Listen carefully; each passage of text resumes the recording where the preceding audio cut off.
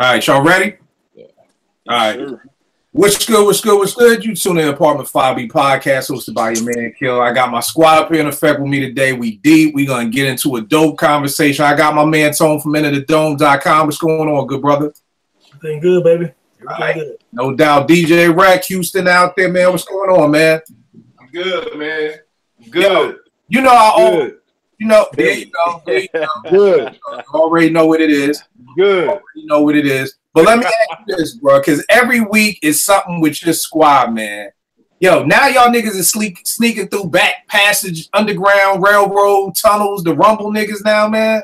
Yeah, that was the craziest shit I've ever heard in my life. Most of us up here have played some kind of sports or something crazy. I ain't never had that much beef with somebody on the court where I was gonna run up in their locker room and like throw hands. Like it's never that serious. It's just But here's the wild part. They did all that and nobody was still gonna throw no hands anyway. Exactly. That was the fake fight. Now, I will give Trevor a reason. Trevor will. He will throw hands. He about the only one I think will throw hands. But everybody else, it was pointless. I don't know what they was out there trying to act hard for. But that was some wild stuff. And then for only the people that get suspended that did in the amount of time, I don't know about that. Yeah, it's crazy. It's crazy. A whole nother show on that. My brother Jace, what's going on, good brother? What's going on now? All right, no doubt. Nick in the ATL, what's good, brother? Let's get it going. All right. Vegas, what's good, man? You smiling today or not? No. All right, I got you. I tried. I got you. Yeah, brother. Yo, man, you know, just living my best life. You know what I'm saying? Like the John say on Instagram. You know what I'm saying? Like the John say, I got you. So look, man, Nick of all people knows he hated my brackets for my groups. I won't hold you. It was very one-sided. It was done in a DC barbershop with some up north niggas. I'll never deny that.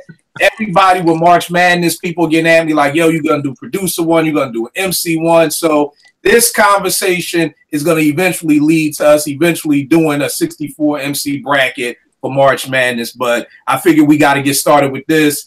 I always hear cats say, and I say it too, I say it recklessly, like, oh, he's one of my top 20 MCs. Oh, that's one of my top 5 albums. And I think I done said it's one of my top 5 albums for at least 30 albums. So it's like, okay, really, what is your top 5 albums, or who are your top 10 or whatever MCs?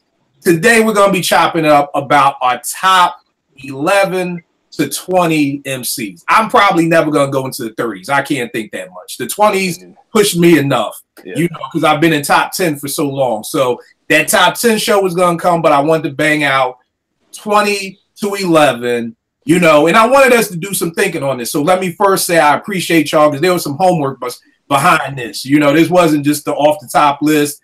I came up with a criteria. I wanted us to pick like the 3 reasons why we're getting this. And I say that because I've been in some conversations with some hip hop heads who I really respect. And they've said things to me like, yo, Jay Electronica is a top 10 MC. And I'm like, but how? This nigga don't even have an album out. But their criteria doesn't have anything to do with an album. It's like, yo, he's nasty enough that he's better than some people with 3 albums. So, you know, we're looking at these criteria. I emailed them out. So I go to, I'm going to ask you your top criteria and everything like that. For me, mine was your album, your discography. That means a lot to me. I look at hip hop like sports. Like you can't have, if you've been in the game 20 years and you only good for 3 seasons and the other 17 you sucked, you're probably not going to make, you know, my top 10 or top 20 players or whatever like that. I wanted to talk about versatility. I didn't want people who just talked about Coke all day and talked about that. Even though some people did make it, I still wanted to deal with versatility. And I think for me, the other end thing for me was time frame. Like, how long were you dope for? You know what I mean? So those were mine. I'm going to get started with my number 20 because I always go last on this. My number 20 is somebody who a lot of people say is the most lyrical, but I thought he was very dope, is Guru from Gang Starr. You know what I mean? To me, yeah, I heard the style already. Like, I heard the style. We ain't even get started, and the size are coming already, man. Damn, I man. did a few on mine then. I can't help it. I'm sorry, I just can't help it. I'm sorry. I understand. I was waiting for you. I didn't know if you was actually gonna say it because I know how you feel about Google. But it's funny because Nick hit me and was like, "All right, Kill, we talking about MCs or rappers or lyricists," and I was like, "Dog, I can't get that deep into it." I'm like, "Look, if you've ever recorded a fucking album, you are in this conversation." You know what I mean? So for me, Guru, 6 Gang Starr albums. 2 of those joints are classic. 4 Jasmine Taz albums. The first one to me on a great day is a 5 mic classic, but I would probably give it a 4.5. The second one was dope. What I loved about Guru is, number one, he came out in 89. I was in 8th grade when this dude came out, and the Owners came out in 2003. That's 14 years of a span that this dude was kicking dope rhymes. Was he a lyrical, ninja? No, he wasn't as what I guess Ev would call a lyricist. I guess he would fall in the rapper category for Ev.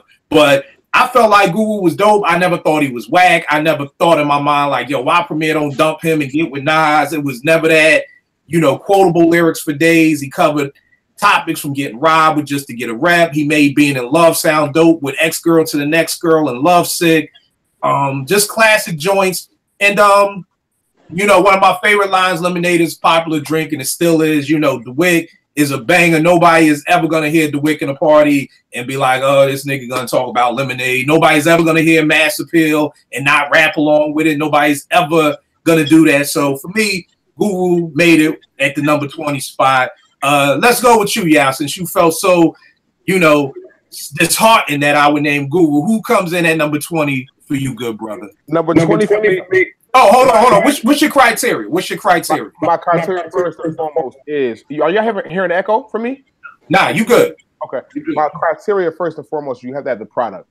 You either have to have the albums or you have to have a series of mixtapes that's going to, that had some impact. So that's number 1. Number 2, you got to be able to rap. Now, for me, I know people are going to be shocked when I say this, but for me, you don't have to necessarily have written your rhyme. You have to be able to deliver it, and you have to be able to convince me. Because honestly, I can't take, because of Drake's product and his consistency. I can't take. I'll put Drake in my top 10 because of his product and the consistency. People are gonna laugh at me or have their feelings about that. Fine. He might not write his own rhyme, but he delivers them shits like he wrote them. So I'll give him that as long as your product is high level. And third, longevity and impact. I think those two go hand in hand. I feel like if you had a stretch of years where you were either the man or you've had like a long stretch where you've been in the game still putting out albums, still putting out good product, not necessarily classic product, but good product enough to get you shows, enough to get you noticed, I think that's very important. So coming in at my number 20 would be T.I. Okay. T.I., I've been a big fan of T.I. since his first album. The second album came out, Trap Music, to me, like I said, I'm probably I'm one of the youngest people on this panel. So when T.I. came out, it was like kind of like a southern dude who had like East Coast swag. So trap music was big for me. Like it also had a lot of soul samples. I feel like at that point, Southern rappers had started to learn the template, and they really wanted to take on the challenge of like being listenable to the East Coast, fan. You know what I'm saying? I think they really took the challenge. Around that time, there was Ludacris, there was T.I., there was Rick Ross coming out soon after that. These guys, I think they had grown up on the East Coast rap, and they really wanted to like at least invoke some of that in their rhyme to be respected from New York. And I think T.I. did that. He's got great albums. Trap Music is a great album.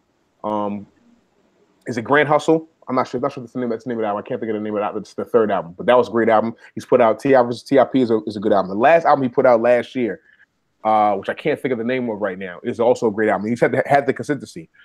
If we're looking at it right now, it's been like 13 to 14 years that T.I. has been making music and still has had music on the radio. So I think he deserves a credit from that, also being from the South, and also, like I said, claiming himself as the king. And nobody challenging it, I think that has a lot to be said for that. So, T.I. number 20. All right, no doubt. Vague, what's your criteria, good brother? Criteria was, I would say, the variety was one. Not necessarily I feel like it was a little interchangeable. It could be variety in flows. It could be variety in content. Um, the other thing was impact, not necessarily changing the game. In some cases, changing the game, and in other cases, just standing outside of your peers to the point where you're not he sounds like that kind of rapper. He if you're talking about a T.I. or you're talking about a Guru, when you hear Guru rap, it's Guru. There's nobody you can compare him to. And the third one, what did it? Well, I guess you could say albums for the most part, but I kind of felt like or put it this way, it had to be something where over time, I guess it's longevity in albums, but over time, it's albums that I can go back to without feeling like, oh, I didn't listen to this in such a long time. No, it's more like a muscle memory. It's like, like, for example, like Reasonable Doubt, I probably listened to that a couple of times throughout the year just because, you know what I'm saying? Albums and artists that kind of have that is what I was thinking about. Damn, I didn't really put them in any order, but I would go with Fabulous. And Fabulous, my respect for him, because when I first heard Fabulous, when he was the Fabulous Sport, he was a Mace clone. I think on one of the Clue albums, or maybe right before the Clue album, whatever it was, he had this record where he was rhyming things that Mace would say, you know what I'm saying? And I was kind of turned off by that, especially since I was supposed to battle him. But whoa! Excuse me. You can't throw that out. You can't just throw that out. I told you that before, man. You said no more stories, right? So Hey, Vegas, nah, bro. Hey, Vegas, we need that story, cuz. You supposed to battle Fab? I told you this. I said this on another podcast. You never said this one, bro. Your story always belittling our hip hop heroes. So you've never told me. Nah, telling the truth about your hip hop heroes. Right. But that's why I was saying what stories. Yeah. All right. Well, back in whatever year it was, probably late 90s or whatever. As some of you know, I rhymed and shit, and my man Jay, he's from Brooklyn, and his cousin, who used to play for UNLV, used to be saying, his man was nice, and Jay was my man, and he used to be bragging about me, saying I was nice. So one time I was at Jay's crib in Crown Heights, and his cousin was there. And, Jay was like, yo, go get your man. You know what I'm saying? What's his name? And he was like, his name is Fabulous Sport, right? So I'm at the point, back when I wasn't retired, where I'm like, go get that nigga. You know what I'm saying? Whatever. It never happened, but Fabulous Sport, Fabulous, that's who it was, because he's from Brevoy Projects, and that's where Jay's cousin was from. So it was going to happen, because I was with it, but it didn't happen. And I'm not saying anything like, yo, Fab didn't want it, no shit like that, because that's not true. But it just didn't, you know what I'm saying? But that's why I referred to him as Fabulous Sport. But when I heard that record and he was rhyming like Mace, I was overconfident at that point. Like, oh, nigga, you're not going to come in here rhyming like that. You know what I'm saying? But obviously, over time, and I'm talking about quick time with Fabulous on the mixtapes, once he dropped the Sport from his name on the DJ Clue mixtapes, killing him with the freestyles. You know what I'm saying? Like, I mean, cats think he nice now. He was nice back then before he had an album out. Now, album wise, he has an album here and there that I like. He's never really had an album where I could say, yo, Fabulous has a classic, but ironically, he has classic mixtapes. You know what I'm saying? But I always feel like, looking at this Freddie versus Jason album, like, this is a dude that doesn't get a lot of credit, and I'm impressed every time I hear him because he does not slow down. You know what I'm saying? And he's done different flows. He's rhymed over different beats. He does the R&B, rap on the joint, make the joint hot or whatever. Fabulous is kind of like what, Jay-Z used to say Memphis Bleak was going to be, but Fabulous is more of that. To me, Memphis Bleak was cool, but Fabulous is more of like an extension of a Jay-Z to me than anything, because this dude has been hungry for years. You're talking about late 90s, and he's still doing it on a high level. So, and Fabulous was never like somebody I would put my top 20, but he's there now. You know what I'm saying? So, no doubt, I can't be mad at that. I mean, to me, he killed that Jason and Freddie joint. You know what I mean? So I didn't expect that, but I feel you. Hey, Kill, real quick, can we talk about that polo hoodie you got right there, brother? I need dibs on that, man. You know what I'm saying? I need that joint, bro. We gonna talk. Before we got started, me and Jace was just talking about this Snow Beach thing, man, and going on. So yeah. Well, you gotta come out here and go shopping with me, man. My plug down polo outlet is stupid. I'm coming through. I'm in there, bro. I need some of that work, man. I need some of that. No doubt. Nick, what's going on, good brother? What's your criteria and who's your number 20? Mine's is kind of different for each one. We 7 deep, so I'm keeping mine real short. Too Short is my 20, mainly because I think he has like a distinctive voice, like Vegas was saying. When Guru rap, it's Guru. I know Too Short is more of a rapper than a lyricist too, so I don't want people getting mad at me about that when they watch it. But he kind of helped put the independent hustle, the independent to the major label move in motion out in the Bay. And to me, he got classic albums. I know he got the Triple X raps, he got the Rags to Riches raps too. That's Too Short is my 20 for those reasons. Right. Longevity, because he's still putting out music within the Bay Area movement, even though it's not nationwide like it was in the late 80s through the 90s. All right, that's what's up. Jace, what's your criteria, good brother, and who's your number 20? Man, this was really difficult. So I'll say this with my number 20. I justify my number 20. He didn't have a long catalog, but that was due to the era he came in. So you have to be able to transcend eras, one, in my opinion. You have to have lyrical capability, two. And I'm big on stories, man. But at number 20, I got Melly Mel. Who? I think he changed. Who'd you say? Melly Mel. Melly Mel. I thought you said Marley Marl. I'm like, nigga, we on the right show. Marley, baby. When did Marley start? All right, Melly Mel. All right. That one verse on the Message, man, changed a lot, man. And also he did on Beat Street, super rapping as well. He had a couple joints, man, but back then it was not as easy to pump out albums as it is now. And even if you can pump out an album, can you pump out a dope album? So, but anyway, number 20, Melly Mel. White Lines alone, man. Don't even get started on White Lines. So that right there, ain't nobody mad at that. DJ Rack, what's your criteria in your number 20, good brother?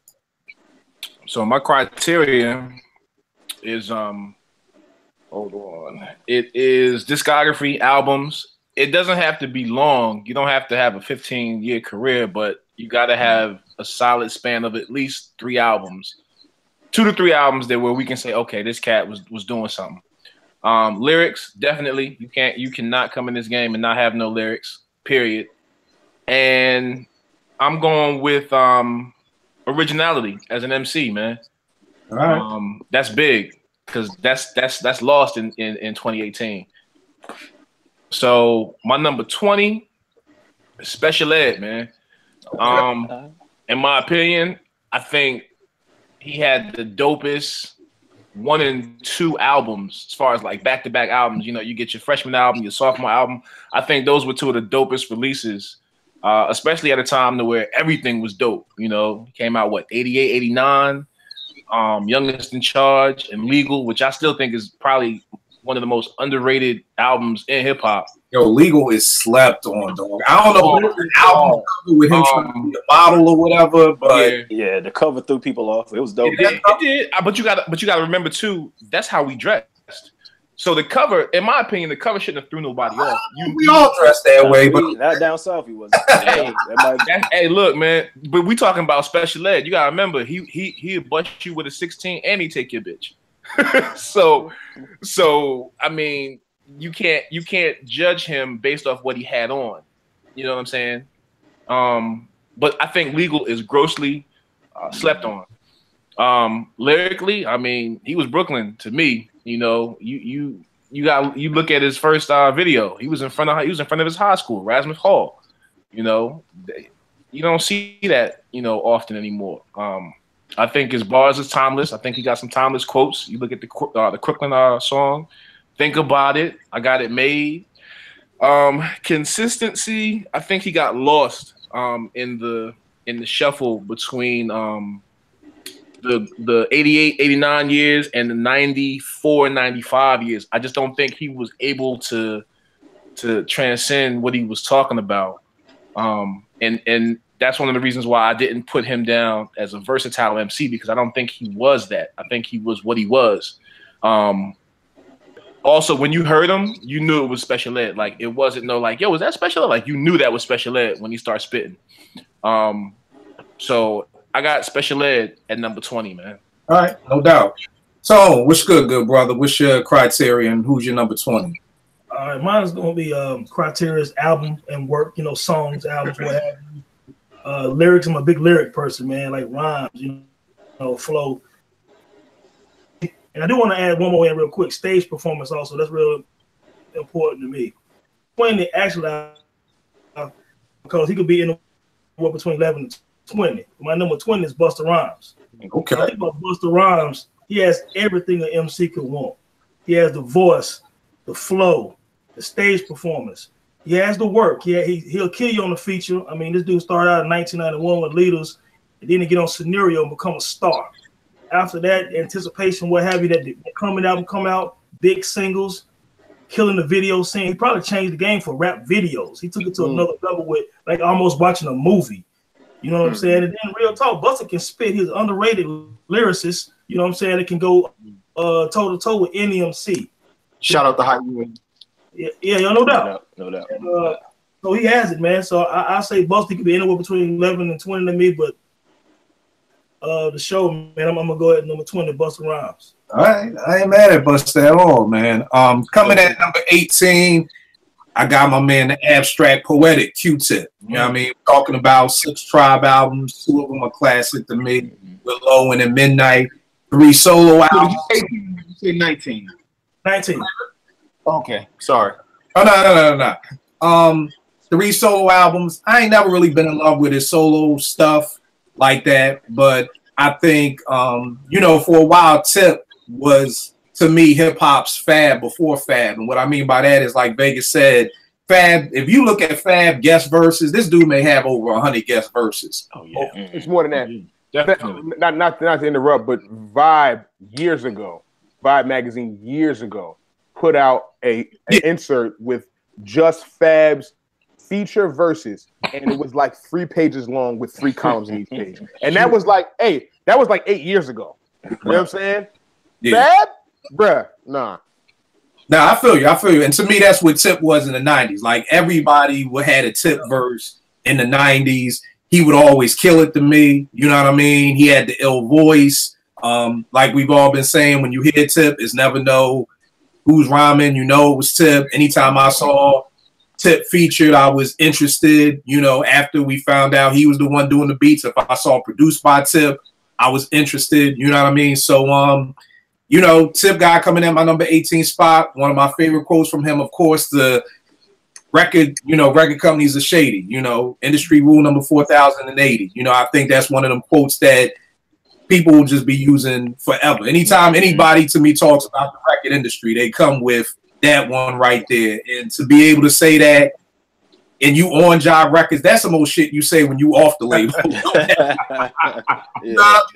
that's like talking shit about your wife and she in the room. Like, you got some just don't do it. Like, so to be able to say that, in you on Job, I was like, okay. But yeah, number 18 is Q-Tip for me. Who's your number 18? I was gonna say Fabulous, but Vegas already went there, so I'm gonna go to 18. But let me just say a few things about Fabulous. I think also, like you said, the feature verses are a thing that he does. He's got 2 classic mixtape series, and also he's also like a top 5. He's arguably a top 10 New York City rapper of all time, and that says something to me. You know what I'm saying? That still means something to me. So Fab. But I'm gonna go to I'm 18. I'm gonna go to DMX, man.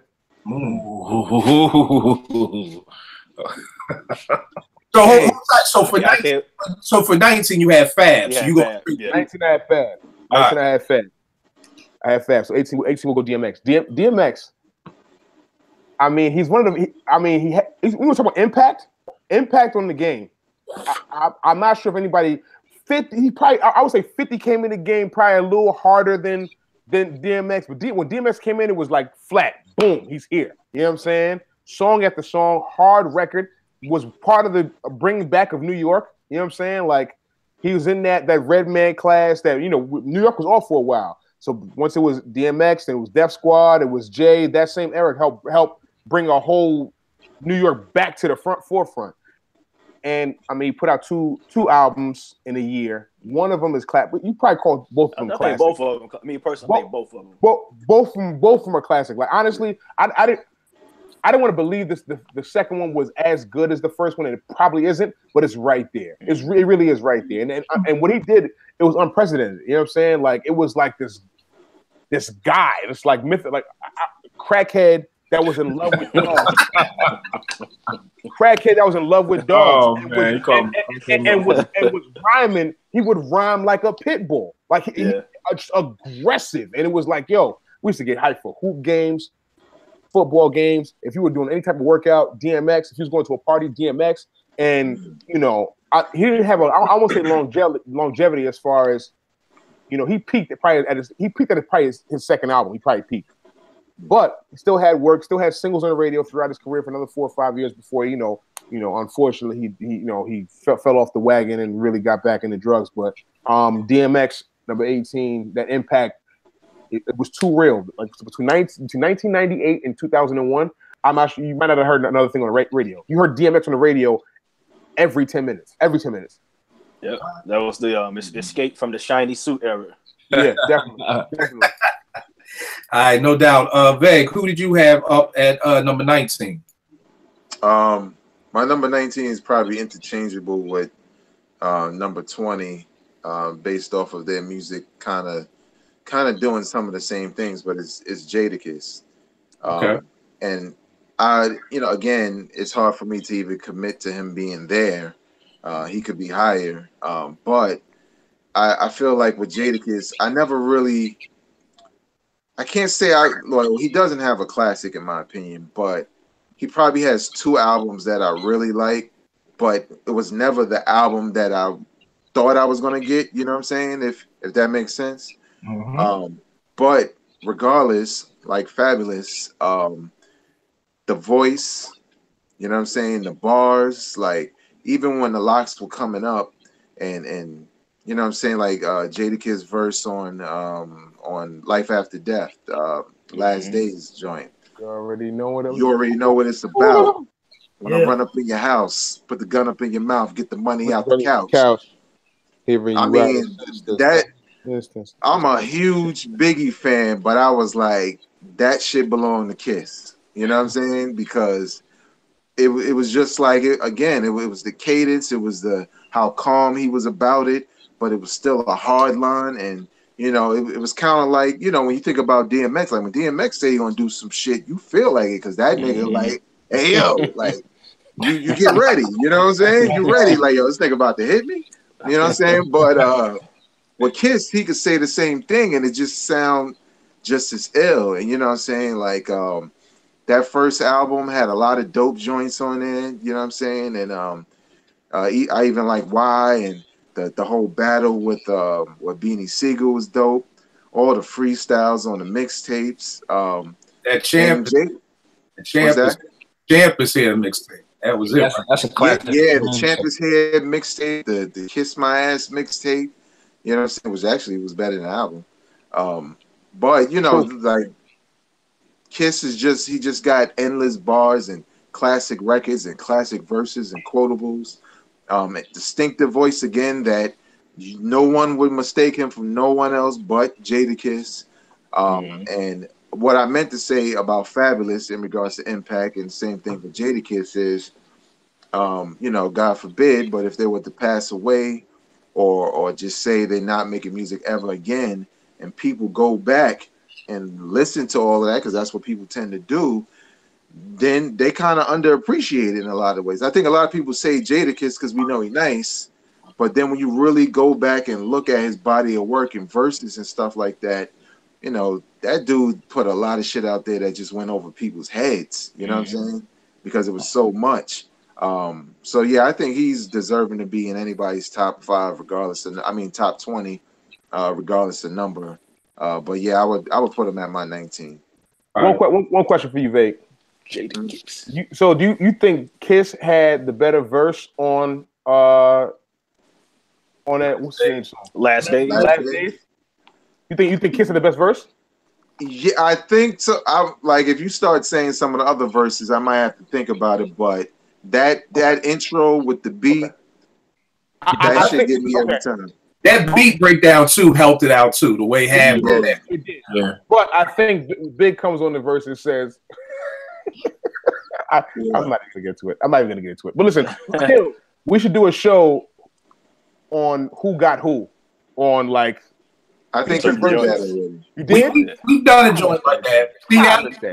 You be out all over the planet, man. I'm a huge fucking with Rex. I would say Big had the better verse. Gonna blame it on me? But the fact that Jadakiss was new, yeah, like that was my introduction, because that was before Money, Power, Respect, right? Yes. Yeah, definitely. Yeah. So like who is this young cat spitting like that? So that kind of give you that, like, I wouldn't be mad at somebody giving him the edge on that track. But I know what you was gonna say with the Big verse. But Jadakiss did body that shit. Who the fuck wanna squeeze? I'm sorry, I had to say that big line. See, you can't do that. You can't do that, because then the Brooklyn start flowing through my veins, and then I change my answer. Like, you know what? Fuck that. Big is better. Yeah. Me, dog. Oh man, I didn't mean that. Go ahead. All right, yo, Nick, who you got at number 19, bro? 19, Ice-T, pioneer of gangster rap, as far as I know. I know it's debatable. He got good to great albums. A couple of them classic. I don't know, like Ron Pay's Power, the original gangster album. Yeah. You know, yeah. So and he influenced one of my favorite rappers of all time, Ice Cube. So I think he's not the most lyrical cat, of course, but you know, I would give him the 19th slot for those reasons. And he had a pretty long career too. It wasn't like real short. He had a good 6-year span where he was putting out solid music. No doubt. The funny thing about Ice is I read his book, and really made me respect him that much more. You know what I mean? Not necessarily the MC, but just respecting him as a person and as a man, definitely after reading his book. And New Jack Hustler off of New Jack City soundtrack was crazy. That was crazy. But just to throw a little tidbit in there, even Ice-T will admit that Schoolie D from Philly. No doubt. That's why. Yeah. That's why even Ice acknowledges that. Okay, Mr. Philly. Well, hell, I got a lot to hang our hat on, so I gotta hang it where I can. Jace, who's your number 19, bro? LL Cool J. Oh, yes, sir. Well, Yeah, okay. Let's talk about it. I think LL Cool J is very underrated. And like Vegas already said, man, if you go back and check his body of work, he's undeniable in my opinion, man. I think he was a lot of what Hove is before Hove was. And I just think he's a superb MC, man. He can give you battling, he can give you street, he can give you a love ballad. He can give you that knock if you want that knock. You need to get workout music. He can motivate you, inspire you. Dope lyricist. All right, no doubt. And the Walking with a Panther Anthem album is not as bad as people say. It's not. Stick to that. It's really not. It just came out at the wrong time. Vegas. Yeah, Vegas. I challenge you to go back now. Yo, Vegas' voice just cut right through that. Yes, it is. Yo, I'm not listening to that shit. I listen to Dingling Baby. I love that record. I'm with Baby. Man, the nigga had a goddamn panther on the cover, man. Nah, I can't. We didn't have that as a whack album cover. We didn't have that as a whack album cover. We had that as a whack album cover. We did for the next whack album cover. This nigga thought he was Michael Jackson. That's what happens at I Need Love. And that money, man. He was in LA. Yeah, I mean, I want to see the invoice that nigga put from Def Jam to the damn food for the damn pants or stuff. Yo, where's the invoice for that? Like, yo, I would have paid Russell. I know Russell was like this. All right, but yeah, Popping Them was hard. I will say that album started off hard, but then he had like 5 slow jams and yeah. All right, Brad, who's your number 19? It ain't LL Cool J. That's for damn sure. Don't be mad at me because that was much higher than 19 on mine, but that's a whole other way higher than mine. That's gonna be on the next episode. Yeah, exactly. So this is based off my criteria, man. Phife, man. And it's for reasons that people don't think about. So when People's Instinctive came out, you had no clue that the nigga was in the group. Yep. And by track 2, Bugging Out on the Low End Theory, all that shit got put to rest. For me, I ended up checking for him on everything that he did just based off of that to see if that's what it was going to be. I think from a Tribe standpoint, he came into his own and held his own, even when you didn't think he was going to do that. With was it Ventilation? Was that the name of the album? Yep. Yeah. The solo. Another slept on album. And then when you look at the production, I mean, Pete Rock, Dilla, High Tech. Yeah. I just think that he never got his just due until he died. Unfortunately, like Veg said, like people tend to go back and check people's catalogs, honestly, when it's too late.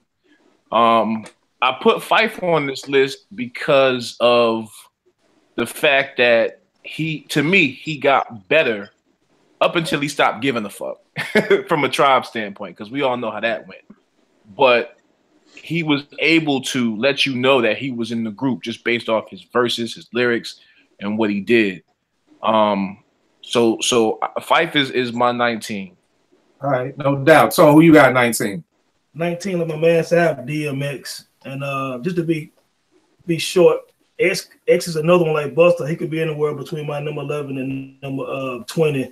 I mean, X's career speaks for itself. And even though he had 2 dope albums at the beginning, I actually was and then there was X in the Great Depression as well.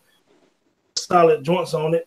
He still showed the same passion and emotion on the tracks. He had street bangers, club bangers. He always killed features. Stage presence was always very dope, especially early on. I mean, that Hard Knock Life tour, I remember going to that Hard Knock Life tour, and Jay was the headliner. And even though Jay was starting to get better with his performances, man, he just couldn't match X intensity, man. And finally, X is that felt MC like a Tupac or Eminem. Like, if you rock with him, you really rock with him. You really feel DMX. You know what I'm saying? And that's a skill from an MC. You know what I'm saying? So he's number 19, man, but definitely he's one of the greatest to me. If he would have just been able to stay focused with battling those personal demons, man, it could be a much higher. So that's DMX for me, number 19. What was the joint he had with Cameron back in like 97? Pull It. Yeah. Yo, that song was never released or mastered or mixed. No, and it's travesty. It's an absolute travesty. Well, I mean, it wasn't meant for anything but what it was. Bro, that should have been on Cameron's album. That should have been on Cameron's album. Confessions of Fire should have been on there. Right. Who's you going to say one thing about DMX? Huh? What was you going to say, Bang?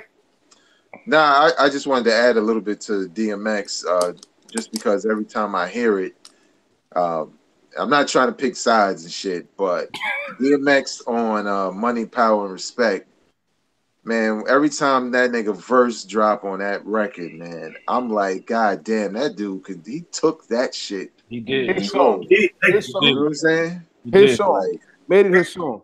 He beats it. It's like, you know, the song is cool, but when he comes in, this is the beat that I could freak. I'm just like, yo, this nigga knew exactly what to do with this shit, because this shit, like, I was ready to fight when I first heard that shit. Like, yo, this nigga got me amped right now. You know what I'm saying? So, yeah, man, DMX is dope. he showed them up on their song. Yeah. All right, no doubt. Number 18 for me, I got my man Big Boy out of ATL out there. Daddy Fat Sacks. Yeah, Daddy Fat Sacks. I love dude just for all the different names he got for himself. You know, the Savannah Chitlin Pimp, like this dude, you know, Savannah Chitlin, you know, all that good stuff. But 6 Outkast albums, 2 of them to me are classic. 3 solo albums. Yo, that first Big Boy solo album, man, on a good day, 5 mics, I could give it 4.5 on a bad day, but I could really go 4 mics.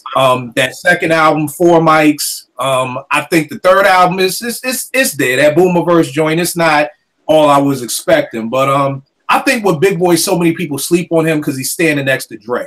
So it's just like when you stand next to somebody that everybody hears one is the greatest MCs ever. I think people kind of sleep, but if you really do the knowledge and you really listen to Outkast, like to me, there's no way that you can, you know, really sit back and say Big Boy don't come with it. You know what I'm saying? He's one of my personal favorites, but then at the end of the day, I definitely think he deserves to be here. So yeah, my number 18 is Big. Yeah, we're gonna skip you since you did your 18. We come back to you on the 17. Veg, who you got at 18? Styles P. I think with Styles, you know, like when the Locks came out, you know, you have your favorites, and Jadakiss was kind of like the method man of the group because he kind of stood out first more than the other two. But I think when it came to solo careers, Styles may not have all the hits, but he for damn sure got more records. You know what I'm saying? I think a lot of people sleep on his work ethic, sleep on the albums because they keep coming out and they're not on big labels or get a lot of promotion and stuff like that. But every time I check for him, yo, he be having some shit. And the thing I like about Styles is he kind of evolved into I know he was with this gangster and gentleman thing, but he kind of evolved into more of like a conscious gangster. You know what I'm saying? Because he makes a lot of conscious music. And that record he got with Pharoah Monch, Children, the shit he's saying in there, and it's conscious, but the shit sound hard. You know what I'm saying? It's the same Locks feeling. You know what I'm saying? But he's just rhyming about some shit that's more important. But I felt like he's another one when he decides to hang it up or God forbid pass away. Well, I mean we all do, but I think when people go back and look at his catalog, especially the albums that, a lot of people don't even know came out, you're going to find a lot of gems. And on the mixtape side, Styles got mad rhymes because he releases mixtapes all the time. Now, some of them shits just be throwaway rhymes. I'm not even going to lie. But at the end of the day, he's one of those artists who, you kind of feel like at least with Kiss, you got to wait till he got a project. You know what I'm saying? Those are the albums and the lyrics and the songs he settled on. But with Styles, you could tell Styles is writing every day because he's not repeating shit. I don't hear shit on the mixtape and then hear it on the album. And I always check for him. So I think, he kind of became my favorite MC in the Locks just based off of work ethic and songs and depth, because that's what he kind of has over his counterparts. He has way more depth as a lyricist and when it comes to concepts and talking about different things. So yeah, Styles P, man, the Ghost, number 18. Ghost in the Machine, Ghost in the Shell, and Ghost Stories. Go check those out if you don't know about Styles P, for real. Yeah. Because those are the three. Those are the three. Like aside from his albums, Gangsta and Gentleman was a hard album. The album after that it came out. I want to say it came out in 06. I can't think of the name of it right now. But he has albums, yes. Out of those three, which one of y'all taking? I'm going with Ghost in the Machine. Ghost in the Machine is the best one. To me, it's the best one. Yeah. The best one. Not close. But yeah, go ahead. All right, no doubt. Nick, who you got number 18, good brother? MC Light. Okay. Go to the ladies. So hold on. Let me say something real quick. My lady was killing me because I ain't have a girl in my top. Killing me. But go ahead. So now I feel bad. Yeah. MC Lyte. I think even though I know some people said that she had people writing some of her stuff. I don't know how much people wrote for her. But like I think it was Vegas saying, "That's how you deliver that shit," or it might have been saying that about Drake. Yeah, so I think she got a good ass delivery. She was raw as hell when she spit. She hung with the fellas. She was better than her bro, MC Milk, whatever my man from Audio 2. She had D, man, come on, man. Milk D. My dad. Milk, whatever his name. On the way. Dude, that's one of the dopest hip hop songs in history with Top Billing. No doubt, song, but what Yeah, album? they got no album. That album was terrible. That's all. Hold tight. You know what? We gotta do a show because Nick still is not understanding the value of songs. And I understand because I get you. I came in the album is still a. I know. That's monumental. Look. Hey, look. As a representative of Brooklyn, and that was a Brooklyn anthem at the time. I loved Audio 2, the Top Billing. But when I learned the nigga name, I said that's the wackest shit I ever heard in my life. So you are forgiven for getting that nigga's name now. Milk D, are you drinking milk and shit? But I love Top Billing though. I love Top Billing. Yeah. Yo, I Don't Care was dope too. The song, I Don't Care. Oh yeah, it was. I Don't Care was dope. But we'll get on that later. But I'm sorry, Nick. Finish with your love for. Yeah, that's the MC Lyte. She had good albums earlier on in her career, classic singles. Pioneer for the ladies, maybe. I know she wasn't the first lady MC, but I think she was the first one that got a lot of respect. At least I'll tell you this my about age. If y'all don't have this first proper Basement Flavor album, Google it. Google it, YouTube it. She has a joint on here called Survival of the Fittest. This is the remix. You're talking about MC Lyte spitting for like 75 bars. Like some crazy, like, yo, this is it right here. This is some old, the joint she had with that's on here, I'm Not Having It, with Positive K. Yeah, that was dope. Back and forth joint. So I'm with you, Nick, on that MC Lyte. That's dope. MC Lyte at 18. There we go. Excuse me, miss. No, I'm not having it. No doubt. Hey, so you got it 18, good brother. Jace, who you got? Oh, I couldn't hear you. I got Fab for all the reasons that Vegas and Yao echoed. The Soul Tape series, phenomenal mixtape series. I just wanted to throw that in there, but yeah, I got Fab at 18. And I will say this about Fab too. The thing that I respect about Fab is that he's done what I've always said. I wish more cats would do, like a Jay-Z. Like, I get it. You got to pay your bills and all that, so you make them albums. But give us something over here, and that's what I respect about him, is that he gives us the soul tapes, which is really dope. And I just don't know why more artists don't do that. Like, I get it. I'm not even like, that's how I am with Kiss. Like, I'm not even checking for a Kiss album. I'm just good with the mix. He sprinkled some on the albums too. I mean, yeah, but I mean, he sprinkled some. I mean, I know you got to move the units, but it'd be some gems on the album too. Yeah, true indeed. Rec, who you got at 18? At 18, man, I was torn, man, and I still am kind of torn, but I'm gonna go with it, man. Method Man, only because of his appearances, honestly, outside of the Wu, man. He was able to keep his longevity going outside of the turmoil that was going on in the Wu, and it wasn't classic albums. But it was just, he kept himself relevant in his lane. As far as the style is concerned, I mean, he's able to switch his flows, switch his styles. I think he's one of the best at that. But he's getting to a point now to where, and I don't know if anybody's checking for him. I think Ghostface has taken his crown when it comes to Wu members. Him and Ray, as far as Wu members who are stepping up to the plate and doing that and have done it. But as far as who was there first, I gotta go with Meth, man. I'm sorry. All right, hey, I ain't mad at Meth. I'm not, but I'm still torn, man, because I'm a huge Ghost and Ray fan, and I want to put them there. They get the nod before Meth, yo. Come on now. And I'm not saying you're wrong. Nah. This Rex list. I'm not saying you're wrong. I'm not saying you're wrong because it's an argument as to why. But so hold up though. Based on the criteria, he was there first. But longevity, they get it.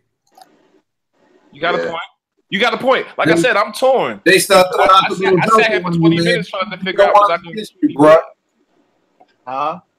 No, I said you threw out the little joker on him. You said his criteria don't match up with what his picks are, man. He called foul on you, right? It's all good, man. Sometimes, you know, cats call foul on you. You just got to hit the game-winning shot on them. It's all good. Okay. It's all good. I've been there before. It ain't nothing. Here you go. Touche, man. Touche. All right. Yeah, exactly. All right, so who you got? Who you got at 18? I couldn't hear you. Me? Yeah, Tone, on you. I couldn't hear you. I have Chuck D at 18. I don't think you can have a top 20 MC list without Chuck D. He's like the civil rights activist for hip hop. You know, he's the first after Melly Mel did The Message, you know what I'm saying, and took it there. Chuck D and Public Enemy took it to a whole nother worldwide level. Since 1987, since Yo Bum Rush the Show. And then you follow that joint up with it, Take a Nation, $1 Million. I still listen to Black Steel an Hour Chaos and just shake my head, man. Powerful, man. You know what I'm saying? And he stage presence. I saw Public Enemy back in the 90s live. They were great live. You know, they have the albums. He has the longevity. He has the impact. Yo, Chuck D, man, you can't have a top 20 to me without Chuck D in it. So that's my number 18. All right, no doubt. I'm gonna echo that sentiment with Chuck at my number 17 spot. For all the reasons you just said, 13 albums. To me, It Takes a Nation of Millions is a classic. To me personally, it's my favorite hip hop album ever. The second one, Fear of a Black Planet, I give a strong 4.5. To me, he's the greatest voice in hip hop. You know, Chuck just was there. When he spoke, you listened. It was what we already said about other MCs like you. When you hear Meth, you know it's Meth. But when you heard Chuck, you listened. You know, and the fact that Chuck could take at a time, you know, again, with the help of things going on at the Latin Quarters, because I used to give Chuck all the props. And then after reading about the Latin Quarters, I heard, you know, it kind of started there first from taking gold rope chains to African medallions. He took, I think even if he didn't start it, he helped take that across the world because that was the Latin Quarters. That was in New York. You know what I mean? But for me in Philly and for people everywhere, I think it was kind of like, okay, put away your rope chains, take off your four-finger rings. Let's get these African medallions. Let's get this Malcolm X reads. Let's get the autobiography. Like, I mean, just anytime I see the Fight the Power video, and just seeing the people that he had out there, you know, those weren't just the righteous people. That was all of Brooklyn and all of New York that was there for that Spike Lee shoot, for what he did with the Fight the Power. And the thing that I love about him is he stayed true to his roots. You know, he came in, and a lot of times people don't understand. I want to say Chuck is maybe pushing 60. So he 57. was like late 20s, yeah.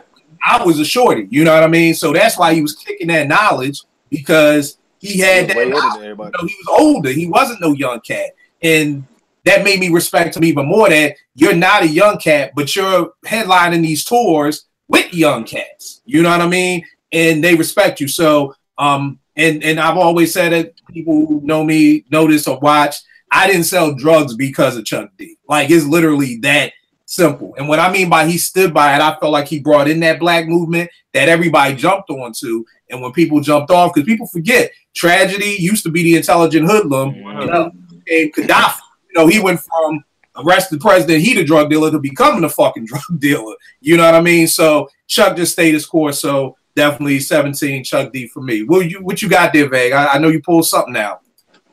Huh?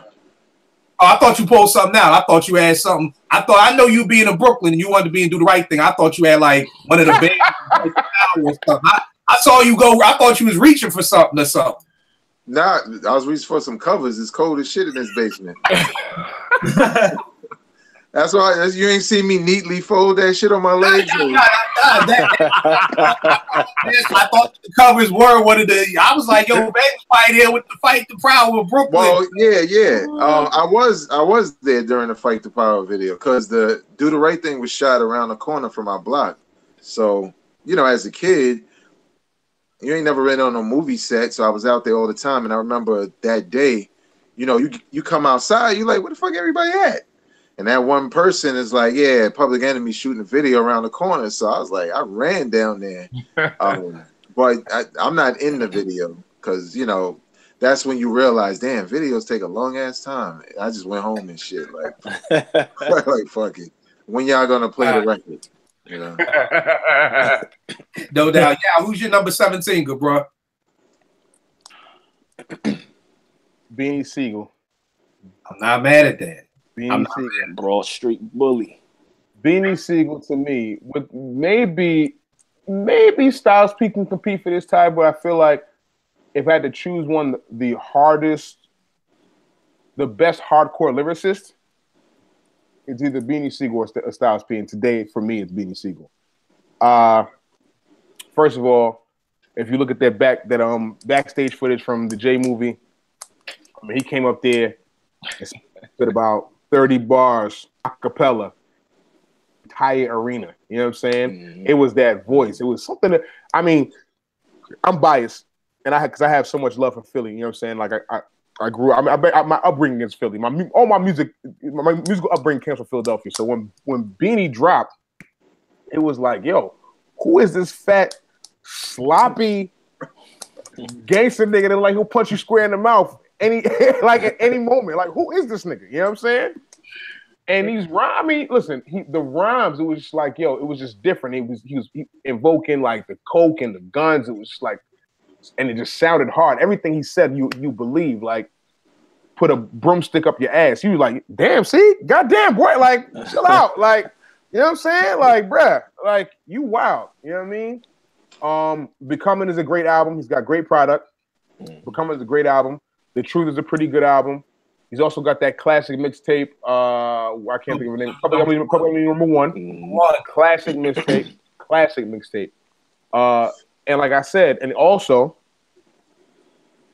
was frontline for the best label in like that era. So he was a frontline guy. Like, without anybody had any beef with Jay, you got to come see Sieg first, and Sieg was gonna air you out every time. Mm-hmm. Beat Jadakiss in the battle.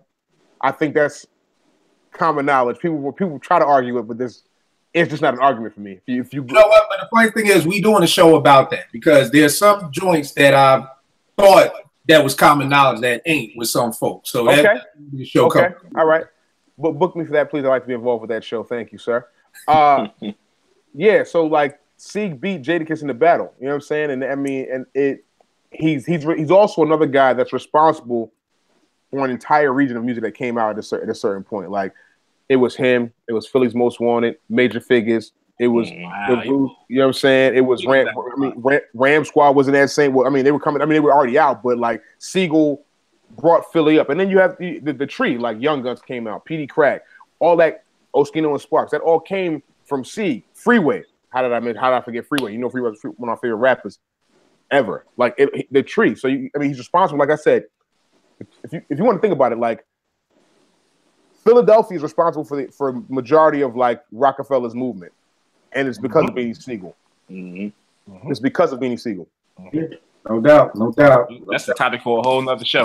One more thing about Beanie. I think I may be one of the few people that prefer the second album over The Truth.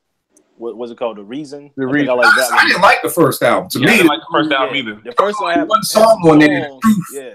That was the only song I liked on there. That was probably one of the most disappointing albums for me, because coming off of that verse he did off of the Belly soundtrack about Monopoly, I was all ready for being. I mean, just creative shit like that he was doing, like Monopoly, and like even when he started switching his flow, started fitting. I don't even know how to explain it to y'all in rap terms, but it was like he'd fit like 3 bars into a 2-bar stretch. You know what I'm saying? That was his shit. You know what I'm saying? I'm not sure if you understand what I'm saying. When you count bars, you know what I'm saying? He'd fit 3 rhyme patterns into 2 very creatively. Like I'd never heard it before, because, you know, I'm studying this shit all day trying to become great. I'm saying when I'm 19, 20, 21 years old, and he's doing this, I'm like, yo, how'd he do that? But that's his own shit that a lot of people he's not gonna get credit for that, because I don't think people delve into the actual like the technician of a rapper. You know what I'm saying? I don't think What people was the delve joint into he it. did on the Roots album? That he Adrenaline. Stupid. got off on Stupid. Killed that. Stupid. So, I mean, dog, he's on a Roots album in 1998. He's on arguably the greatest Roots album that came out. At least the most acclimated Roots album. You know how that happened? Malik brought him through the crib, and he heard him spit, and they was just like, "Yo, we gotta put this nigga on." Like it was like Malik brought some big nigga through. He rhymed in the cipher. Nigga, you coming to the studio. And that was it. We gonna move on, but one of my favorite Beans joints, I always say it, I'm built for the truck, but I look good in the coupe. White, fresh fitted, some boots, the army fatigues, but still I rock the shit out of suits, man. I tell you, man. Vague, number 17 for you, good brother. Number 17, I got Tupac. Okay. Damn! I wasn't. Hey, look. There was a point in time where the nigga didn't even make my list. Listen. I listen to Bang talk all day, bro. Bang. I feel you. No lie. Listen, I did this with my lady, and she was like, "You're not gonna mention Tupac," and I was like, "Okay, Tupac gotta be our top 10." I was reluctant because you know what I'm saying. I don't really fuck with the nigga like that. Yeah. Look. When I was over here reaching, I was like, "Damn, nobody gonna say Tupac." Like, let me just. But I could back it up though, because I feel like with Tupac initially, I wasn't a fan like that. I was a fan of songs like when I saw him on the Digital Underground record. I saw a video. What was that called again? All Around the World. Same around the world. Same song, yeah. Same song, yeah. Like when I saw him on that with the Koofy and all of that, and his verse was more serious than everybody else's, and I was like, damn, I kind of like that dude. And then when I saw the Brenda's Got a Baby video, when I used to watch Pump It Up back in the days, now you know how old I am. Mm-hmm. It didn't matter how many times it came on. I always loved that record because I felt like, I don't know, he was communicating very well through record. You know what I'm saying? It wasn't about style and lyrics. It was I felt like he was teaching me something, about abortion, and how many cats were talking about shit like that. Niggas wouldn't waste a single on something that serious. That wasn't a common. Well, maybe Chuck D would, but it wasn't a common thing to do, especially for a new cat around that time. And over the years, I like certain records, like I Get Around, of course. And Keep Your Head Up, but I was never really excited for an album until I heard All Eyes on Me, and I was literally like, "Yo, I think I like every record on this shit," and and I bought it. You know what I'm saying? And like Tupac has the impact, he has the albums, he has the concepts. You know what I'm saying? He could be like, you wonder why they call you bitch in one record. Next record, he like keep your head up. Next record, he like toss it up. You know what I'm saying? Next record, he like Ghetto Heaven. You know what I'm saying? And I kind of like that about him because a lot of his beats too would be real soulful, and I will always feel like when the beat would start, like, damn, how are you gonna rap over this shit? You know what I'm saying? But when the record would start, I would be like, damn, this shit sound good. Like I love Changes, like that record. I love it. And it's nothing special about the beat. It's just what's good about that original record, that feeling of that original record combined with his lyrics about Changes, it's just perfect. And he was always good at doing that with those kinds of records. And probably more importantly, right, Biggie's my number one, right? You know what I'm saying? For a number of reasons.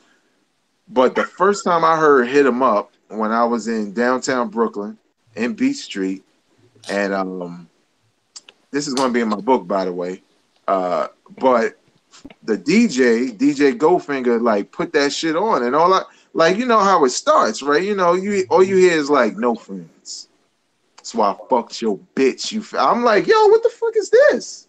This nigga like, yeah, this nigga Tupac dissing Biggie. And I was just, at first I was mad. I was like, yo, what the fuck is he doing? But then I was like, damn, Tupac got some balls, because nobody was talking about each other like that on record. Not like that. You know what I'm saying? Going at Prodigy and shit and naming all these people. And I kind of gave them a lot of props for just setting it. You know what I'm saying? Like, it's one thing I can relate to it because it's one thing, or anybody can relate to it really.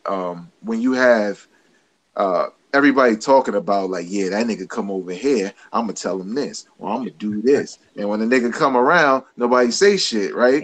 Tupac was that nigga like, yeah, nigga, fuck you. And you like, oh shit, all right, well, you know what I'm saying?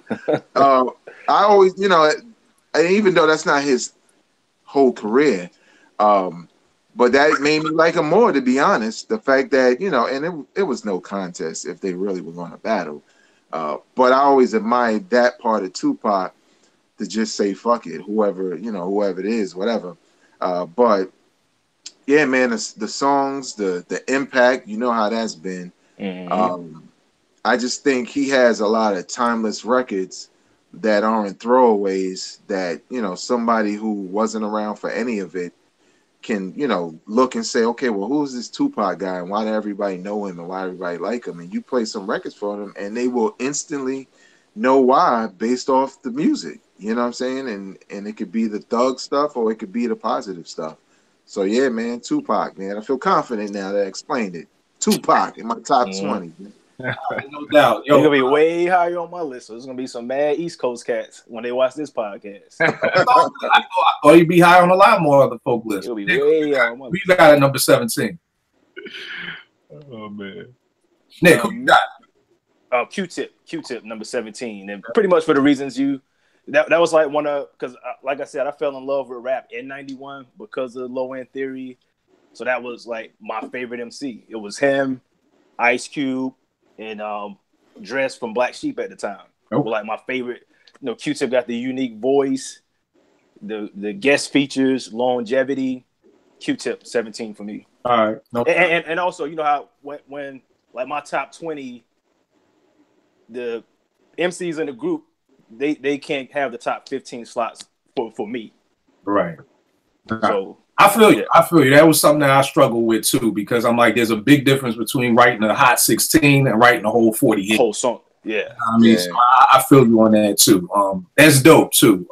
Not having them past a certain point. So that's dope. Jay, so you got Black Dante, the Mighty Most Def, Mr. Yasin Bey. I got him at 17.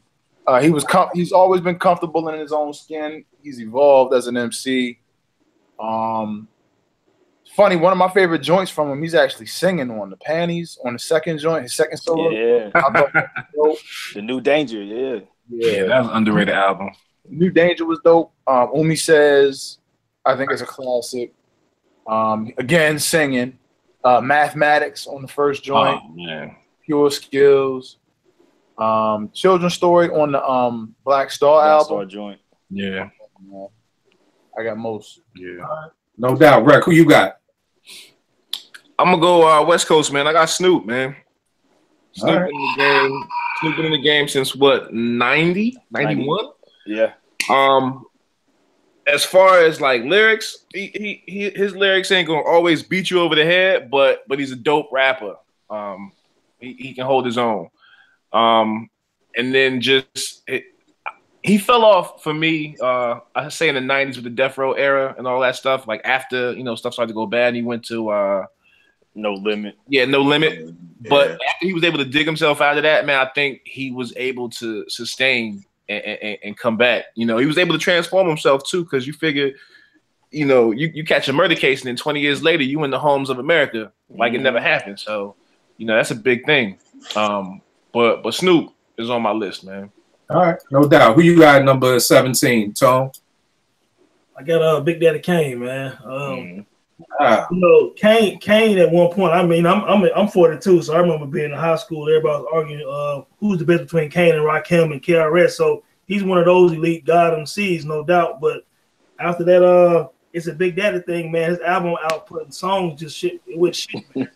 You know what I'm saying? So his first two songs are hot, classic joints or whatever, classic singles. But man, he doesn't have a longevity, man. After that second album, man. So, but as far as the skills, the stage presence and everything like that. I mean, he's one of the greats in that regard. So no diss on Kane on that, but he outside my top 10 because I can only rock with 2 of his albums, man. You know what I'm saying? So that's kind of what it is, man. He's definitely a God MC though, but he just didn't crack my top 10 right now. So I feel you. And that's one of the reasons. When me and Veg was up at Strictly Hip Hop, we had done a show about classics, and I think that's the thing that really got me looking in the criteria, because once you start seeing people's criteria, there's really no need to debate about it. You know what I mean? So if longevity is one of your criterias, I definitely see how Kane doesn't make it. You know what I'm saying? So that's why I wanted us to kind of talk about what our criterias are, because we all have different criterias. Because I know if I had somebody else on this show,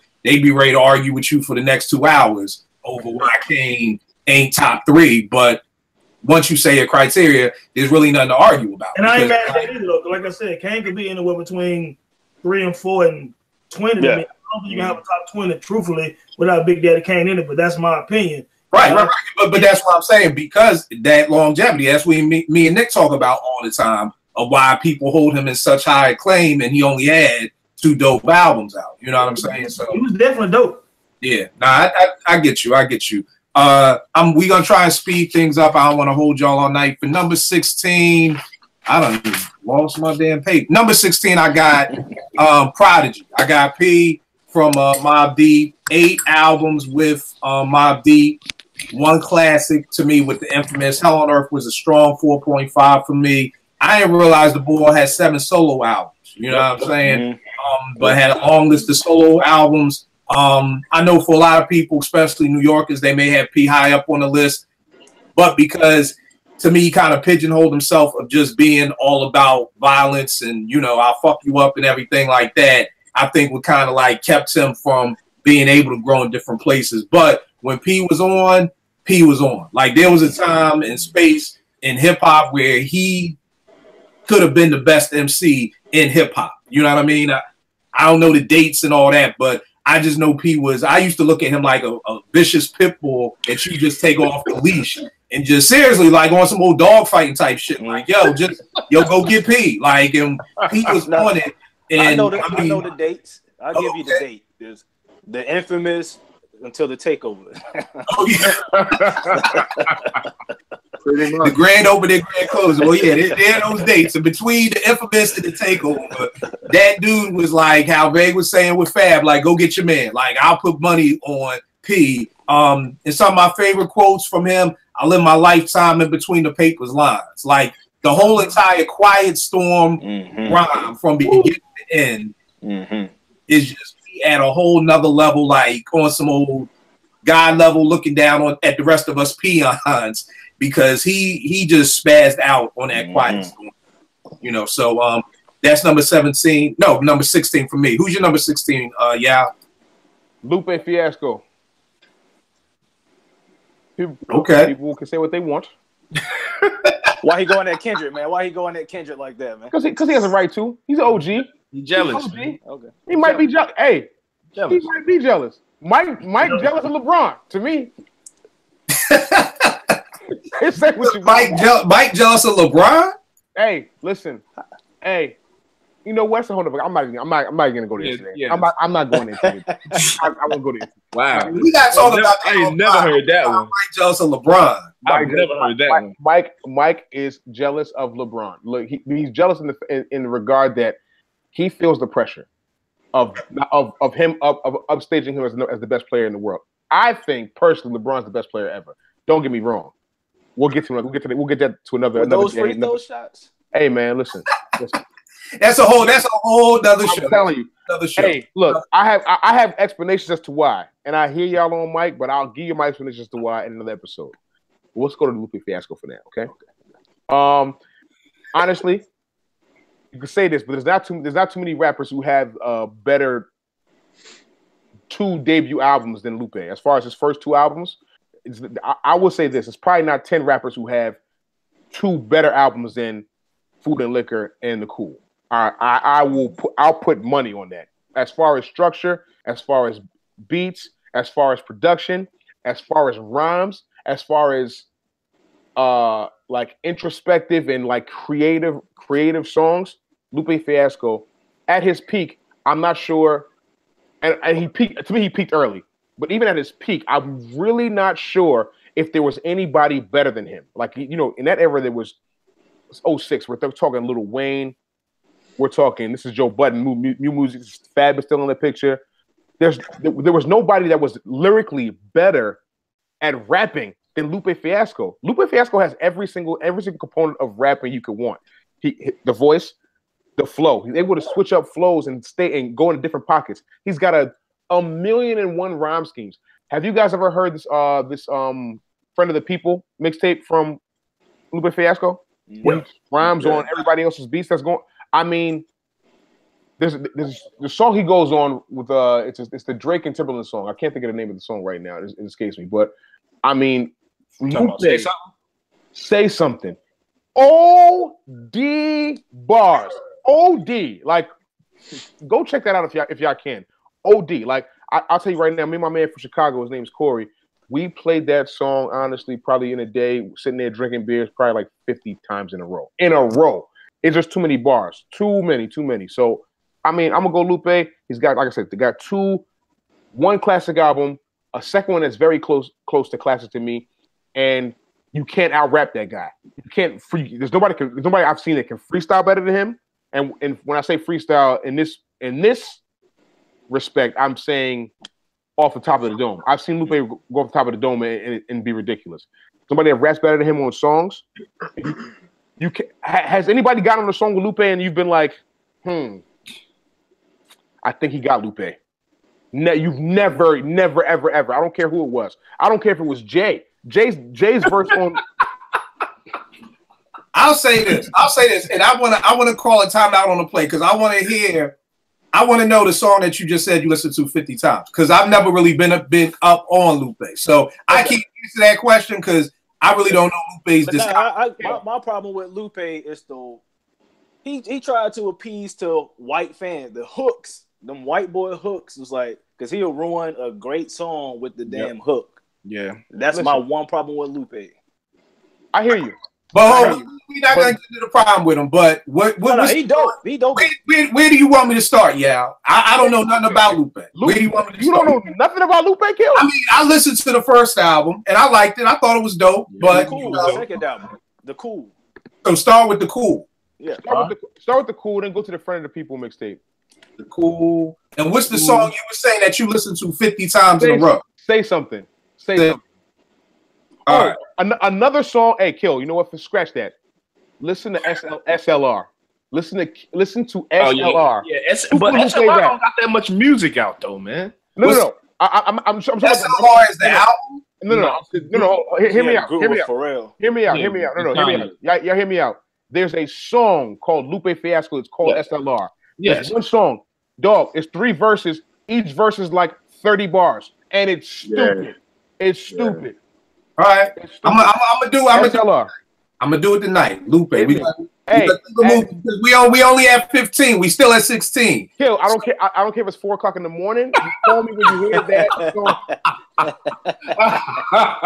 gotta keep it moving. Lupe need to be in number 1. Shit, the way you talk like shit. He only number 16. The way you talk, I'm like, yo. He peaked early. That's the only reason why he's even that low. He peaked early. That's it. That's what. I'm not here on nobody's list. Vay, who you got at 16, man? All right, I don't think I mentioned this, but I didn't mention it when we supposed to battle Lupe too. Huh? Supposed to battle Lupe too? No. I just wanted to mention that my list is mainly based around favorites, so it's not really lyrical skill as much. Probably when you get into my top 10. But my number, what we are, 16? Yeah, 16. I got Common.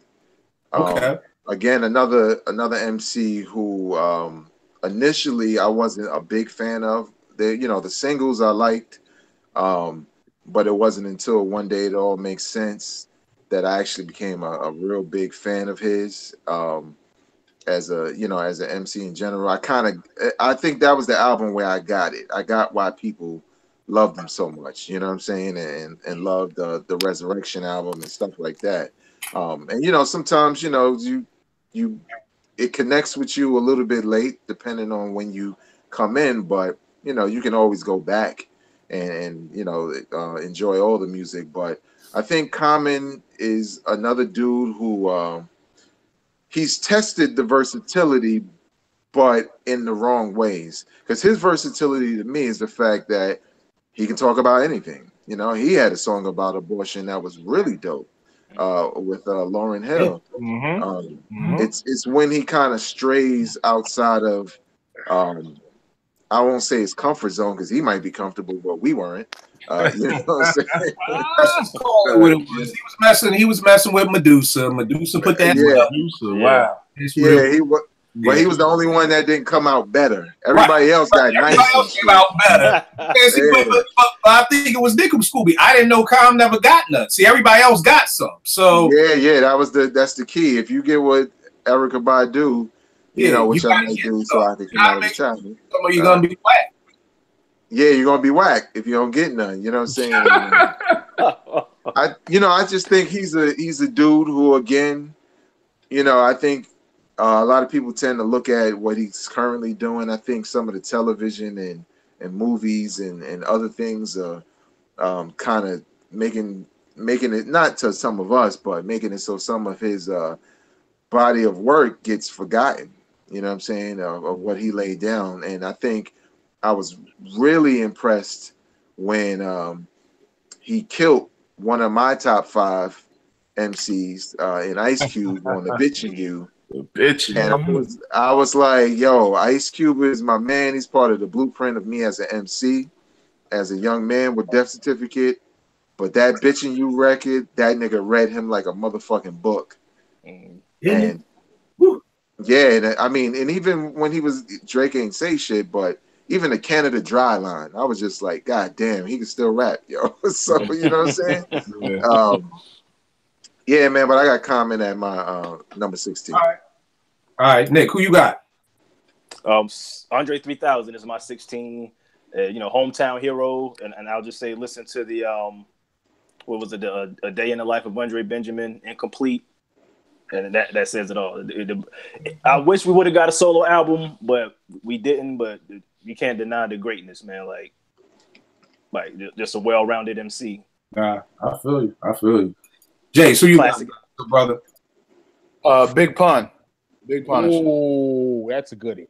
That's very well run as an MC. He got out on one of my favorites, on my favorite of all time, Thought, on Super Lyrical. And even on that, I think the Thought held his own. Twins with Fat Joe.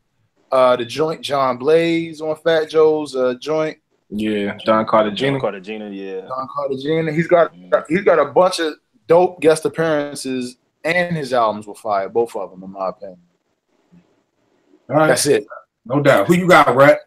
I had Andre Benjamin, man, for the same reasons that Nick said. But the two things I chose as far as like extremes was Benz in the Beamer and She Lives in My Lap and everything else in between. I mean, you listen to those two songs and everything else in between, and you'll get a solid picture of who Andre Benjamin is and was as an MC.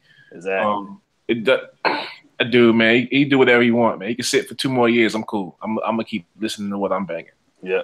And one quick thing, another thing about Andre was, I think him and along with the rest of the Dungeon fam got us respect in Atlanta as lyricists, because prior to that, it was Jermaine Dupri and Criss Cross.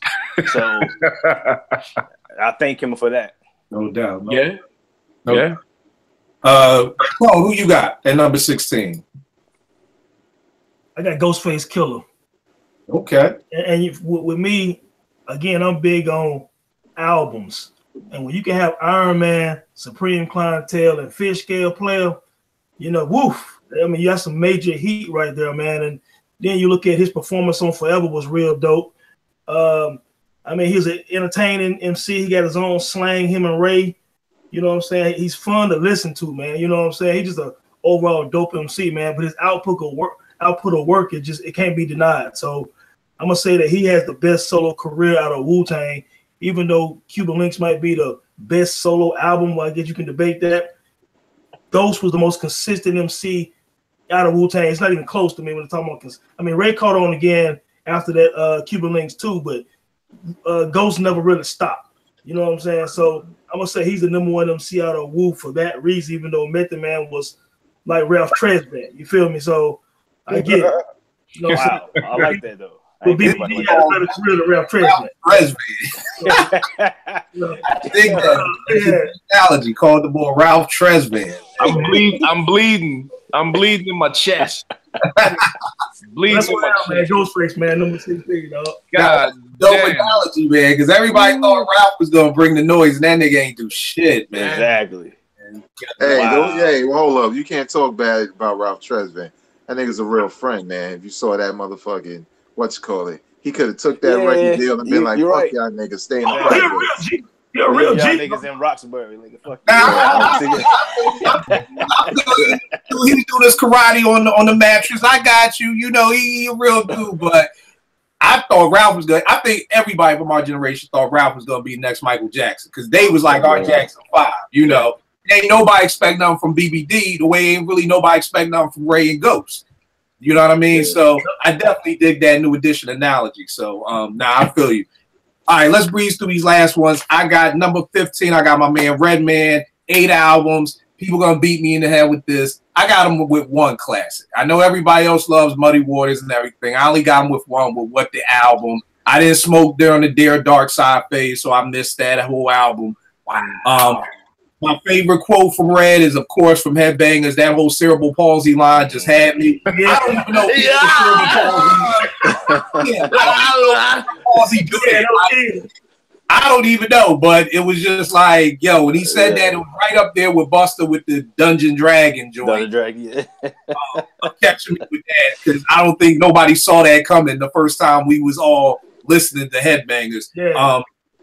You know, again, the only thing I think with Red is just he was just a weed talker. Like after a while, you got tired of hearing about weed. It was like, you know, all right, but bars for days, he can still kill it. So Red is #15 for me. Who you got #15? I mean, yeah. I had Ghost actually, same reasons. My man said he's the best solo career from any Wu artist. I don't think that's even a question. He also, another thing is that it goes unsaid, Ghost had songs on the radio for like his first 5 albums, like consistent songs on the radio. He had a joint with Neo. He had another joint with, I can't even think what the other joint, but Bulletproof Violence, he had a single.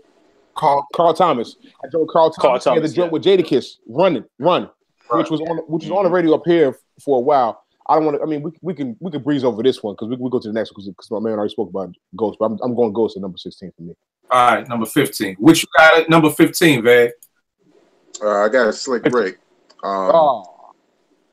You know, Slick Rick had a real big impression on me as a kid, just with all the stories. And especially since the nigga was telling mad sexual stories, I used to just be like, you know what I'm saying? Like, wait, what'd he say? You know what I'm saying? I just always liked Slick Rick because, you know, hip hop was also fun.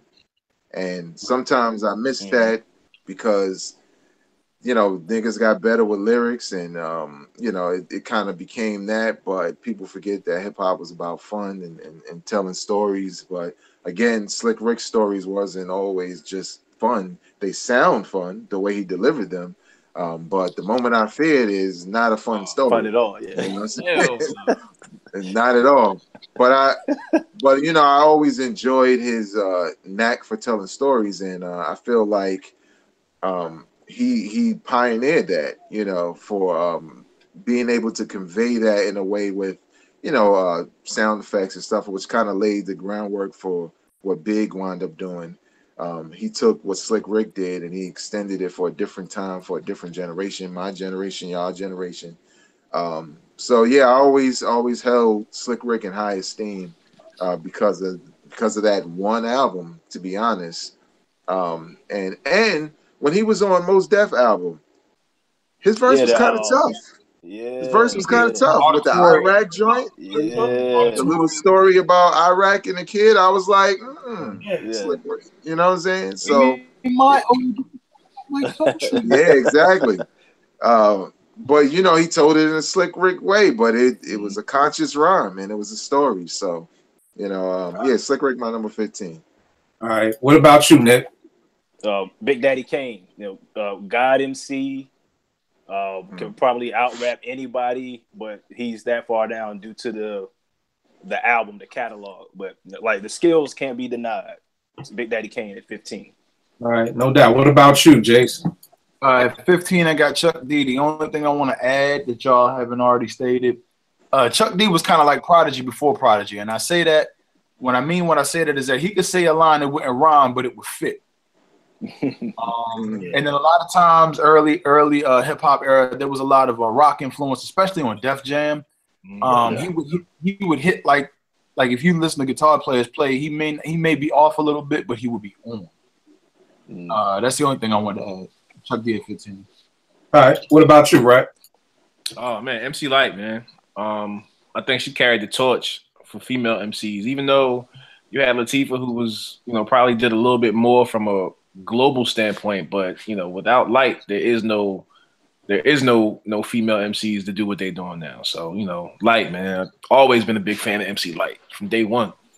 All right, no doubt. Was Shantae before Lyte though? Was Shantae before Lyte? Yeah, she was, but I just think Lyte and her discography took over. Her discography is dope. Yeah, she's got 3 solid albums that just, shit. You go back and check them; they're all dope, and there's no filler on them shits. Yeah, she's dope. Hey, you said was who before Lyte? Shantae. I think the thing with Shantae is that a lot of people sleep on is that that's 84, and when you're talking 84, there really wasn't albums. Yeah, it's singles. That's really the time where a lot of my old heads would be like, like how my man says with Busy B or with T La Rock and It's Yours. Like he's like, for him, It's Yours is just as dope as Illmatic was, because he's like, in our time it was always just about singles. You know what I mean? And I always give Shantae props because she was the original Juice Crew member from '84, and that's huge. But I feel you on that. So who you got at 15? Andre 3000, for the reasons that you guys already said. Absolutely amazing. His performances on each of those Outkast albums are just pretty much flawless. He has flawless verses. It is what it is, man. I haven't heard too many people who can rap better than 3000, to be honest with you. So he has to be in my top 20, man. So he coming in at 15. All right. Here's somebody Brad probably are. If you know me, this is where it gets a little shady with this one right here. This is where we go a little left. Oh shit! And y'all niggas never listen to the shit that I send y'all, so nobody's ever listened. Whoa! I listen. All right. We shall see, good brother. Because at number 14, I'm going with Joe Budden. Hey man, you ain't said it. Bravo! I'm going with Joe Budden. Vegas he agrees with me. I knew this agreement go off. I already knew this is where the train goes off the track. So where is he on your favorite? Because we're doing the greatest now. Where is he on your favorite? Pump it up. Hey, to be honest with me, Joe, if we're doing favorites, Joe is probably top 7. 5. Hey, now, let me do this. Let me first say this. I understand. Okay, good. Now, let me just say this. I get it. I totally get it. Everybody watching, how the fuck did Joe Budden, you done named Q-Tip, Prodigy, Redman, you done named all these people. Listen to what I'm saying, and I get it. If you've never heard the Move Music mixtape series, you don't get it. You know what I mean? You won't get it. Like just sit back and listen. What I'm trying to get people to do more of, we did a show a couple of weeks ago. We all know niggas don't listen. Just listen.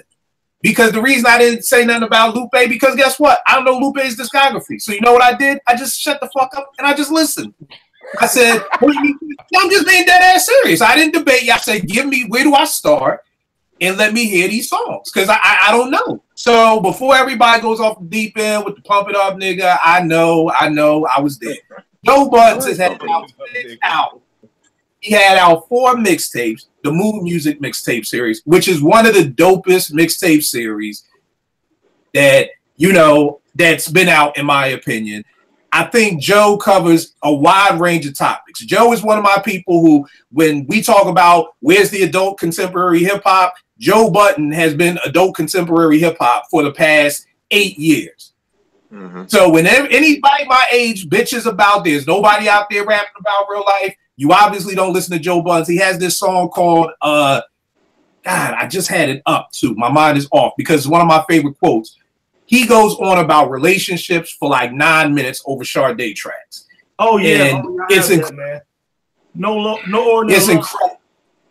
No ordinary love. That's what it. Here's the thing. So this is what I'm saying. Everybody just sit back. If you have to listen to Joe, I'm gonna give you some gems to go back and listen to Joe. There's no way anybody who's ever been in a relationship can listen to No Ordinary Love and not be like, I feel that nigga.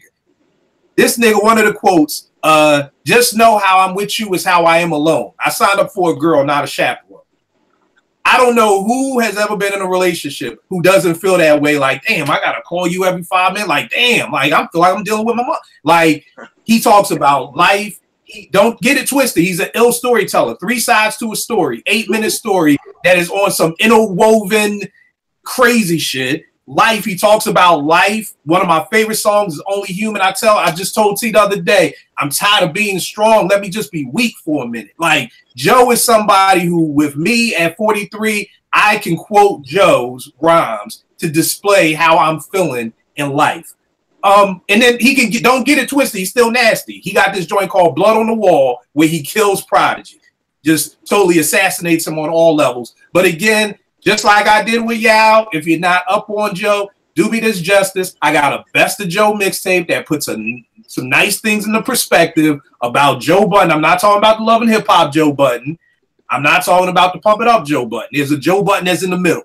Yep. So do me this justice. Listen to this. And you may not agree that Joe needs to be this high up, but I find it very hard to put an MC who's been popping since 2000 to 2018.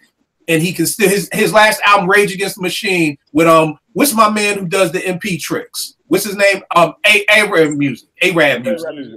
Very dope album, very solid album. The beats are dope, Joe's dope. That's my number 14.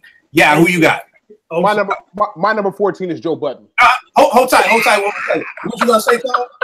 Oh, real quick, just to follow up, 2 more tracks, man. I'm not sure if you're up on with Joe Budden. That song Black Cloud. I think that might have been on that movie. Listen to the Motions on Black Cloud and another track he got called Love for You. That track Love for You. And you're talking about a mature hip hop joint. I used to keep that joint on repeat, man, about 2-3 years ago, man. So dude, he got some sleeper joints, man, for real. And I'll say this: Mood Music 4, 5 mic classic for me. 5 mic classic. I mean, and again, anybody who ever bitches about this adult contemporary hip hop has not, because everybody just like to say Fonte. Joe Budden has been doing this before adult contemporary hip hop was even a thing. He's been doing it. So yeah, he's got a joint on Mood Music 2 where he's talking about having him and his girl raising his girl's son better than he raising his own son. Like, just real life material that people should be able to deal with. My bad. Yeah, who you got at 14? My number 14 is Joe Budden. Okay. I'm tired of y'all, man. I'm tired of y'all hating on my man, yo. I'm tired of y'all, yo. I'm tired of people hating on my man Joey. Seriously, yo. Let's bring the stats into the equation. He has one of the and honestly, Pump It Up, fine. Say what you want. Yeah. Ride. Yeah, it's a great song, fine, party song. But there's not a person at that era who was rapping better than Joe Budden. I'm not sure if there's a person who's ever put out a mixtape series that is better than Mood Music. Let me tell you something. I listen to a lot of rappers. I listen to a lot of rap. And I've never been an emotional guy, but Joe Budden is probably one of 4 rappers who's ever moved me to tears, yo, with the way he's spitting. Has anybody ever listened to the song All of Me? Yeah, All of Me. You ain't got to get started on that, bro. I'm gonna have to listen to this Joe Budden character. Y'all are bugging. Y'all are don't call him. Don't disrespect the man and call him a character. That boy is a bona fide MC. But here's the thing, y'all. Here's the thing. Let me jump on it. I get it because everybody knows my Joe Budden story. We went to an MOP Joe Budden show. The niggas I'm with from Yonkers all hyped for Joe, and I'm like, that corny ass nigga. Yo, Joe's show.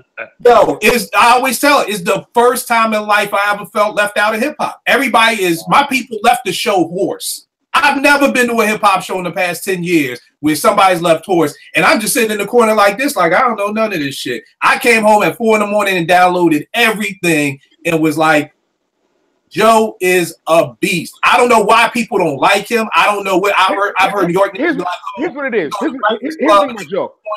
Joe on the low. Here's the thing. Personality wise, at least in his 20s, he was a corn. He's a cornball. Like he did a lot of corny shit. Cool, fine.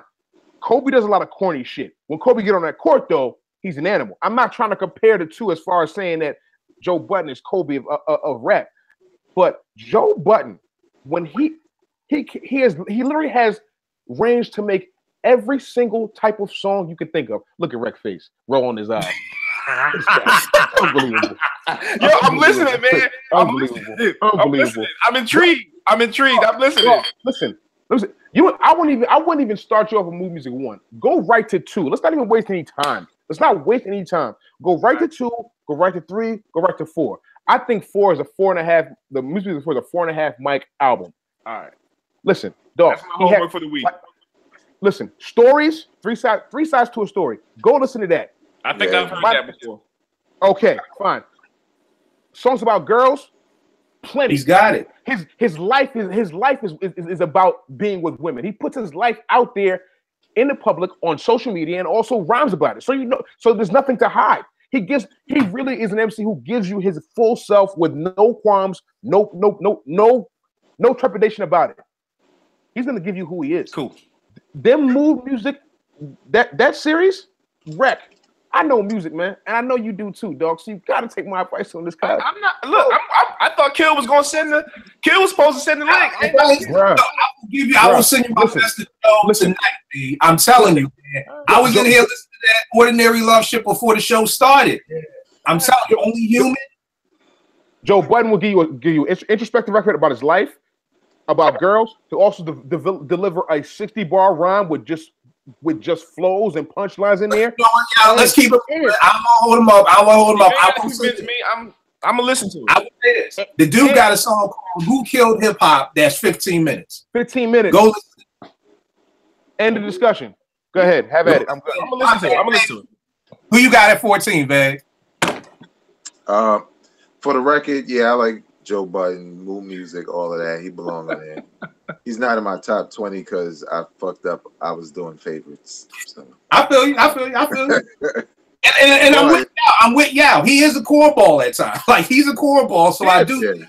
That's one of the reasons people don't rock with him. But my bad, Big. Back to you. Yeah, and I like Pump It Up, man. What the fuck, people who don't like that record? I like that shit. Shit was hot. That shit was hot. That shit was hot. That shit was hot. She was hot. Who's your number 14? My wait, what we at? 14? Yeah, 14. My number 14 is Ghostface. Okay. For everything that everybody already mentioned, you know what I'm saying? Supreme Clientele, Iron Man, the real bulletproof wallets with all the real good shit on it.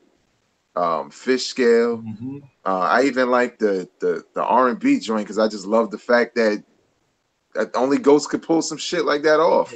And he had Fab on there, and it wasn't just like, yo, you kick a bar, you kick a bar. He told the story, and Fab was a character. You know what I'm saying? Like, that shit is hip-hop. You know what I'm saying? It's an interesting way to do things. And, you know, and Ghost he just, I don't know who said it, but Ghost has been holding the Wu down. You know what I'm saying? And he's got enough albums to be the most consistent, more consistent than the group itself. Because those Wu albums, those later albums, we all know them shits is complete garbage. The compilations are cool. I like the compilations, like the last one. But the actual like official albums, Ghost just has a dope body of work, as flows. Like who can say supercalifragilisticexpialidocious and then say the shit backwards? And I'm like, oh shit! Like, but he just said the shit backwards. But Ghost could do that, you know what I'm saying? Because he's such a character that you expected, and you know he think it's the flyest shit in the world, you know what I'm saying? Like Blue and Cream. But yeah, man, like, you know, and honestly, you know, Cuban Links, a lot of what's dope about that album is Ghostface. You know what I'm saying? A lot of what's memorable about that album is things that Ghostface did from skits to certain verses. You know what I'm saying? Ghost got to have some.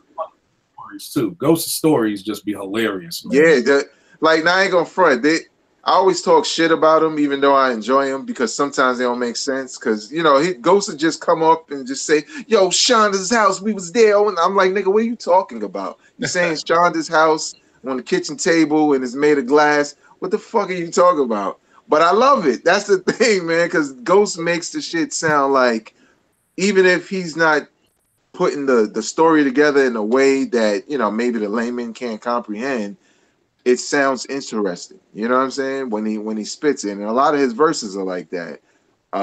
So yeah, man. Or like, come on, who can make a song called Child's Play? You know what I'm saying? Talk about getting your ass whooped and fucking, I want to go back to school, man. Like, you heard how them niggas was talking on the end of that shit. Like, school was some ill shit. He makes the littlest things seem like something major. And it makes you think back, to your time or whatever when he reminisces. So yeah, man, like, Can It Be remix, all types of shit. Ghost got classic songs, verses, albums, man. Yeah, Ghostface at number 14 for me. All right, who you got, Nick, at 14? Can't hear you, bro. I can't hear you. I think his sound went out.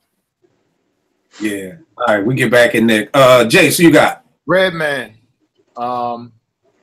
Crucial member in Def Squad, his squad. Solo albums were phenomenal. He had a great run. Do we have to run down his catalog, man, or we keep it moving? all right. Nah, I mean, we know what Red got. Nah, it's Red got to be in the top 20 in my opinion, but that's just me. Red, who you got at 14? Common, man. I just think his growth from Common Sense to 2003, 4-ish, when he hit that B stage, was just dope, man. I think, as we all know, it all went to shit with the Electric Circus or whatever, but Common is dope, man, for all the reasons everybody said, man. Common is a dope lyricist. He just needs to stay away from them certain types of women, but he'd be all right. Nah, I feel you. He'd be all right. So, number 14. I have most definitely number 14. And just real quick, this week I was riding to, last week I was riding to Black on Both Sides, which is an amazing piece of work, one of the best hip hop albums I've ever heard. And his performance on that Black Star album, I mean, I keep it on repeat, man. I just can't name 20 people that can out-rap Mos Def. I'm sorry. He's just one of the best MCs I've ever heard in my life. I'll put him lyric for lyric with anybody who's ever rapped. Yeah. So that's just the way I hold him in very high esteem, man. And that's just the way it is, man. Just to be brief, Mos Def, my number 14. All right, no doubt. At 13, it's kind of like a mixture off of this cover, but if you take off Mos Def and put in Common, I got my next three are kind of interchangeable. I really kind of put one next to the other, but they could be flipped any which way. And number 13, I got Black Thought from the Roots. We already know what that is. I mean, you got 11 albums, 2 classics, in my opinion, with Philadelphia and Things Fall Apart. Freestyle Fanatic, one of the illest ever. Spitter, just, he gets the belt from me from if you just want somebody to spit. We saw what he could do. On Flex, High 97. What I loved, one of my favorite quotes from him, especially being from Philly, was from Push Up Your Lighter when he's like, Southeastern Pennsylvania Transportation Authority is what I'm probably on. If I ain't whipping the land throughout your sex, Sean. People who ain't from Philly, that's SEPTA, that's our bus system in Philly. And what I loved he started doing with the Philadelphia style was being able to say, instead of saying, if I'm not whipping the land throughout your section, he was making words kind of go with what he wants. So it's what I'm probably on if I ain't whipping the land throughout your section. Like he was, he was playing with his words a little bit that I really dug. My only knock on Thought, and he will be much further up on this list, I just don't feel like Thought talks about shit. I feel like he spits 24/7. The only real story I've ever heard from Thor is about a shorty. He could rhyme about socks, he could rhyme about You Got Me, he could rhyme about the Hypnotic, the Notic, the Seed. He can talk about women all day, but outside of that, Thought just really don't have no, in 21 years, I just don't. Even them last two albums that were supposed to be story albums, I don't know what the fuck they was talking about. So that's the only thing that it's bad when Quest got to put out a press release like this is a story and it's going backwards. Don't nobody know if then I shoot your cousin, whatever. So that's my thing. Thought would be further up, but that's my number 13. Yeah, who's your number 13? You ready to laugh? I'm gonna go Rick Ross, man. Rick Ross. Rick Ross. I think he's. I know. I'm not mad at it. I'm not mad at it. The discography. It's at this point. I mean, I had to look at it the other day. Like, first album's tough. Second album is tough. Third album is tough. Fourth album is tough. And he had a little drop off. But this last album he put out is really like, for me, it's a game changer for a lot of reasons. I feel like it almost sounds like, I'm not sure if I mentioned this in the last podcast, but it sounds like hip hop, like ballroom music. You know what I mean? I think he solidified his own lane, and with the work he's put out, singles, he's actually one of the guys responsible for an entire era of hip hop. Ringtone era of hip hop started with Rick Ross. People don't really realize that, but it was him. And then just the progression, like, I always say this. I kept saying this before. The Southern rappers, a lot of them. Rick Ross only became good to me, only became nice to me when he started rhyming like an East Coast cat, like an up north cat. You know what I'm saying? Yo, I know what you mean. Yo, it's what it is. Like the TIs of the world. The reason why I fuck with Ludacris, reason why I fuck with T.I., reason why I fuck with Sci-Hi.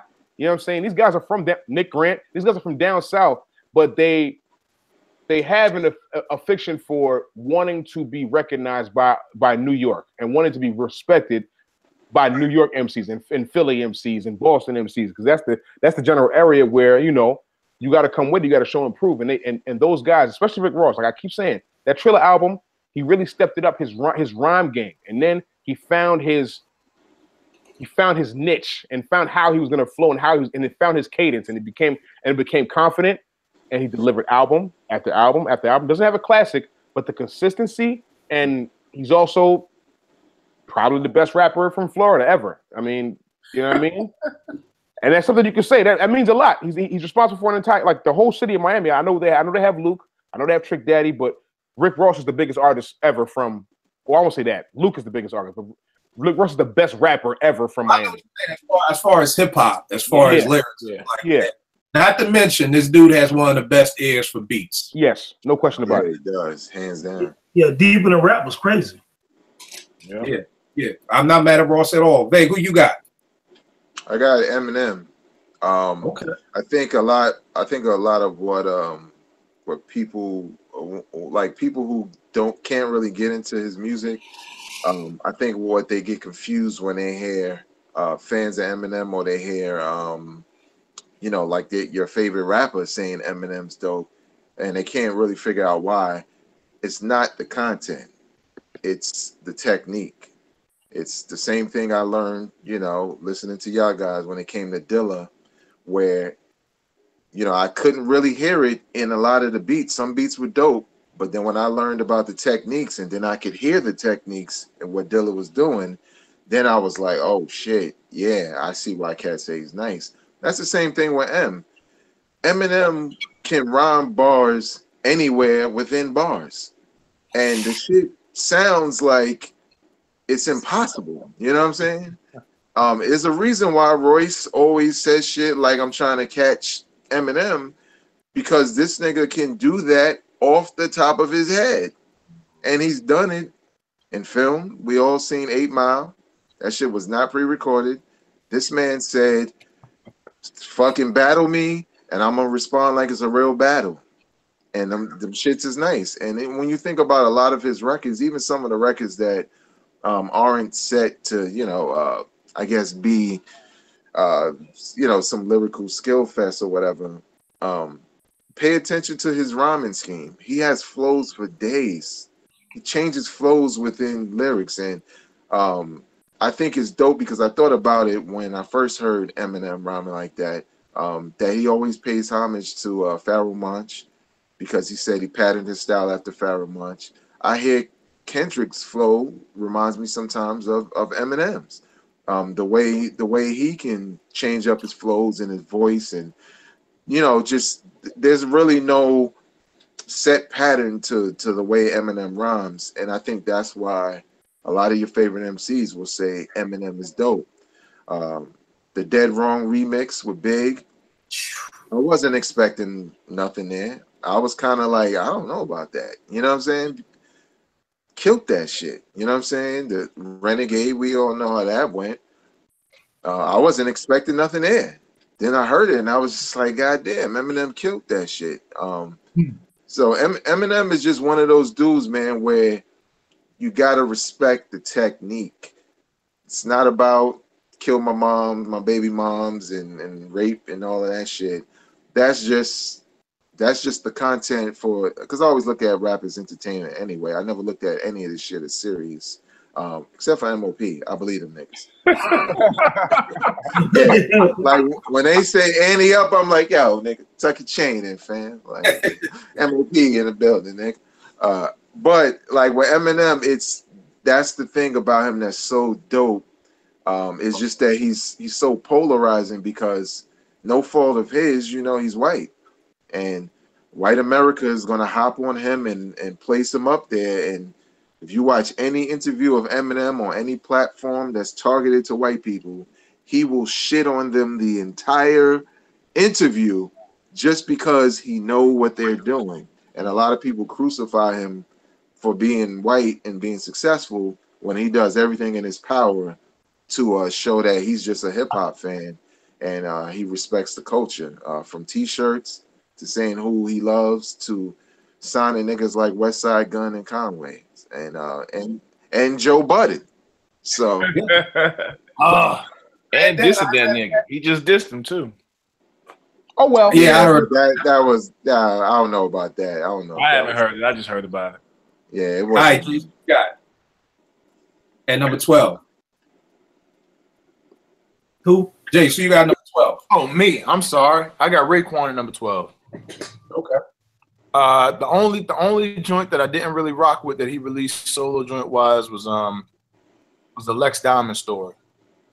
You like Immobility? I actually did, believe it or not. I know a lot of people don't like that. I actually did like it. Okay. But yeah, and his latest joint, The Wild, I thought was actually dope too. I think Wild is classic. I'm gonna have to start calling you Porzingis B. You the unicorn. You the only person I know who has ever said they like the I said it right the first time. It's the first time I said it right. Immobility. Immobility. Yeah. You are the only person I've ever heard. No, I like it too. Okay, both of y'all. See, we got okay. So you got the. I don't like that shit. Let's keep it consistent. I like Sneakers by Pete Rock, and that's it, man. That was it. But no, that's dope. That's dope. That's dope. That's gonna be a whole nother show we need right there on albums that most people don't like, but certain people do. Because I would love to pick your brains on what y'all liked about that album. And here's the thing: I probably anything lyrically went over my head because I could not mess with those beats. If I can't mess with your beats, then 9 times out of 10, he could have said the freaking code to cure cancer, and I would have missed it because the beats wasn't kicking it. Wow. Heard you. But all right, Rick, who you got 14? I mean at number 12. 12 is Redman. I think he's got 3 classic albums. I think his first 3 albums were classics to me. Fourth album, and after that, I think he just got caught up in just label bullshit and just times changing. But he's been able to stay relevant for way over 20 years, and that's not an accident. Redman's just dope all the way around to me. I think that cat's gonna rap till he's 60. Started to get into that whole how high shit and doing But I think that was him reaching for ways to kind of not necessarily get out of music, but just have another stream of income. I ain't mad at it. I'm not mad at it. I'm not mad at him either. But I think he's one of those cats that's gonna rap till he's 60. Just flow is there, voice is there. You don't mistake any Redman for nobody else ever. Never have, never will. So, all right, no doubt. And Tone, who you got 12? I got Common for the same reason most of you guys have. People forget how nice Common actually was coming to the game. You know, after his debut, it was kind of corny debut, a couple of joints on it, but then you come out the box with Resurrection. Then you got One Day It All Makes Sense.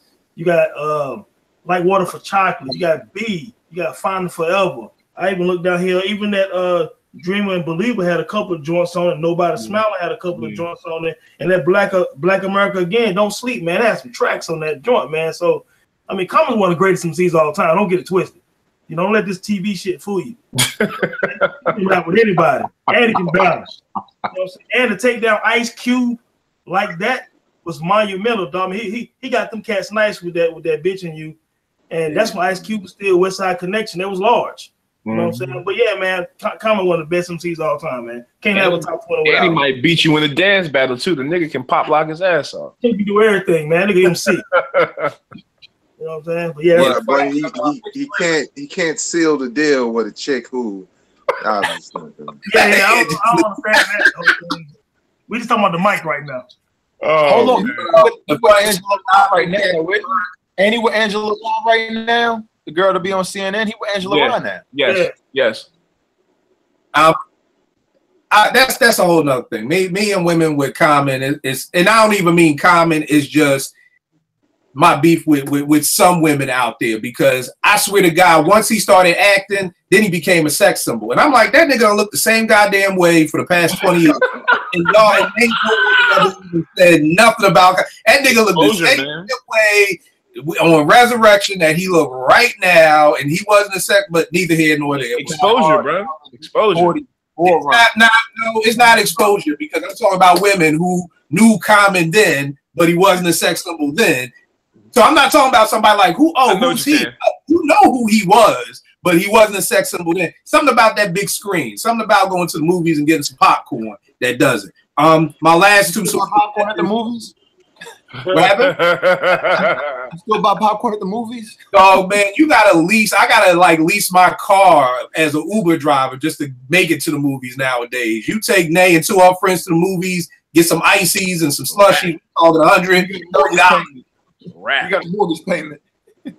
Yeah, exactly. My last two, number 12, Calm, for all the reasons that y'all said. 11 albums, 3 classics in my opinion. One Day, Like Water. B, storytelling, battles, he got it all. Quick story about the Bitch and You. He wanted Primo to do it, but Primo was like, I ain't trying to diss Ice Cube. Like, nah, I ain't trying to do that. I guess Pete Rock was like, fuck it, let's go. So that's how it was supposed to be Primo doing the beat, but Primo was like, nah, Cube is fam. I can't rock with you on that. And number 11 for me is Pharoah Monch.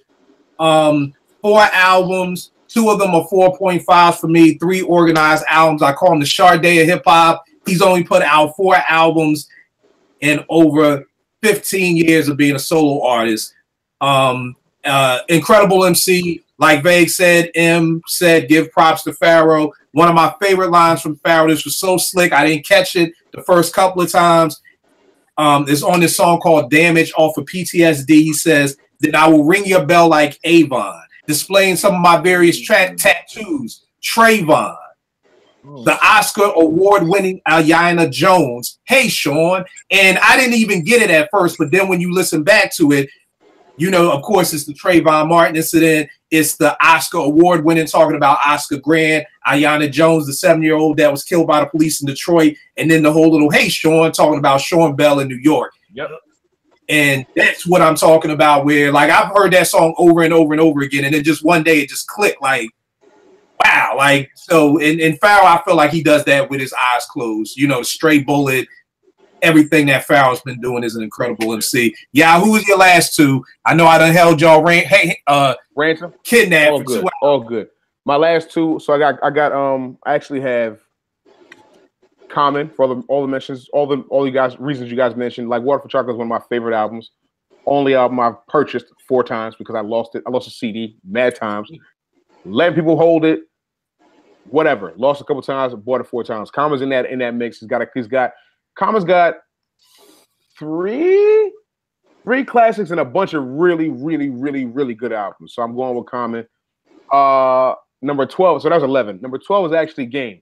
I don't think Game gets the credit he really deserves.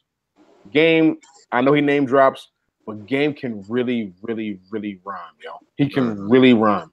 And he's gotten better. That's what I like. He's gotten better. He can make any type of song you want. He's got the product. He's got albums. Game, let's say Game has one classic, but he's probably got like 3 or 4 very close to classic albums, like probably this far away from classic albums. So the documentary 2 he put out was one of my favorite albums that came out in 2016. Like one of my absolute favorite albums I've ever heard. Like I still bang that to this day. I mean, it's just a slapper. The beats on there are crazy. He's rhyming. I mean, he's rhyming, and he's rhyming with everybody. Like anybody Game's got on the track with ever in life, Game has never been left by anyone. Anybody. Yeah. Anybody. Right about that. Anybody. He either has the best verse or niggas got to Game's verse though. The thing about Game too is like he ain't scared to take shots at nobody. Like he battled G-Unit Dolo. Like when everybody else did shitless at G-Unit, he went by himself. The most impressive thing I'll leave this with this. The most impressive thing to me about Game is after the first documentary when Dre left, I did not think Game had a chance of surviving without Dre. And time again, he proved me wrong. With album after album after album after album, that was just really good. He might have. So let's say this. I'll say this. The Red Album to me is a classic. Documentary 1, Documentary 2 is very close. Yeah. I ain't mad at that at all. Vay, who you got for your last 2?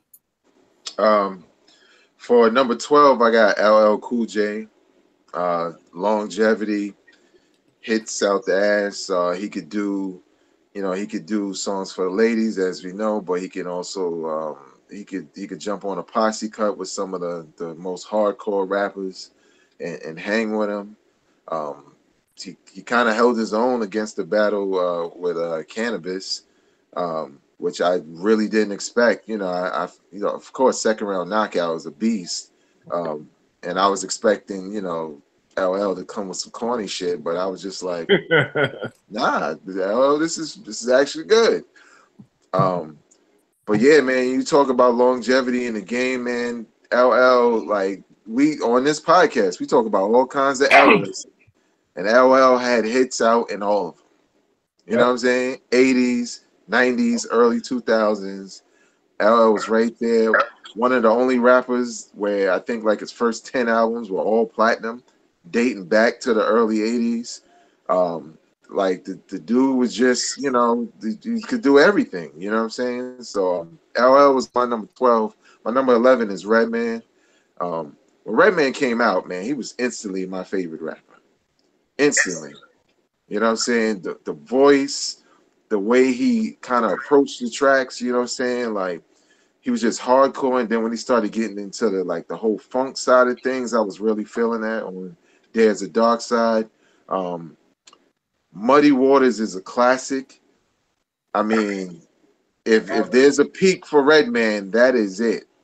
When I heard that album, I was honestly shocked at how much I liked it. From classic comical skits to dope records. And I always liked how his albums began with like a song and then the intro would come on. Mm-hmm. And then, you feel like the album started. You know what I'm saying? And the thing with Muddy Waters with the whole Jurassic Park thing where he's like, that's me coming and screaming on rappers and shit. And it was just dope, man. The Superman Lover series, you know what I'm saying? Like, dope storyteller. He had it all, you know what I'm saying? And then when Doc's the Name came out, I was kind of like, don't do that. And, like, yo, man, let Bad Boy do that shit. You just do you. And then Malpractice came out, and I was just like, damn, it's over, y'all. Over. Yeah. Malpractice killed it. Doc's Name was okay, but you're right. Malpractice. Yeah, once Malpractice came out, that was the nail in the coffin. I was personally depressed, to be honest, because I felt like it was no coming back. But as you can see, man, and one last thing, like what I said with Eminem, and like with Black Thought, the way they rhyme, the written shit, is the way they freestyle. And I remember hearing Redman on Hot 97 with Funkmaster Flex, and Flex had to stop him because the nigga just kept going. And he wasn't missing a beat. He wasn't fumbling. He wasn't repeating shit. And yeah, man, Redman is just one of the dopest of all time, man. And he just doesn't always get the props he deserves. So Redman's my number 11. All right. Jace, who's your last two, good brother? I got Ghostface. Definitely gotten better. I don't think he's put out a bad album, in my opinion, out of everybody in the Wu-Tang Clan. Like Vegas already said, he's got the best catalog, to include the group, in my opinion. Last, I got Busta Rhymes. From his career as a solo artist coming out of LONS, doing guest appearances to it, the Common, Disaster Strikes, Extinction Level Event, all of his solo albums up until I can't even remember. But he's overlooked because of the era he came up in my opinion. Because I don't think he's put out a whack album.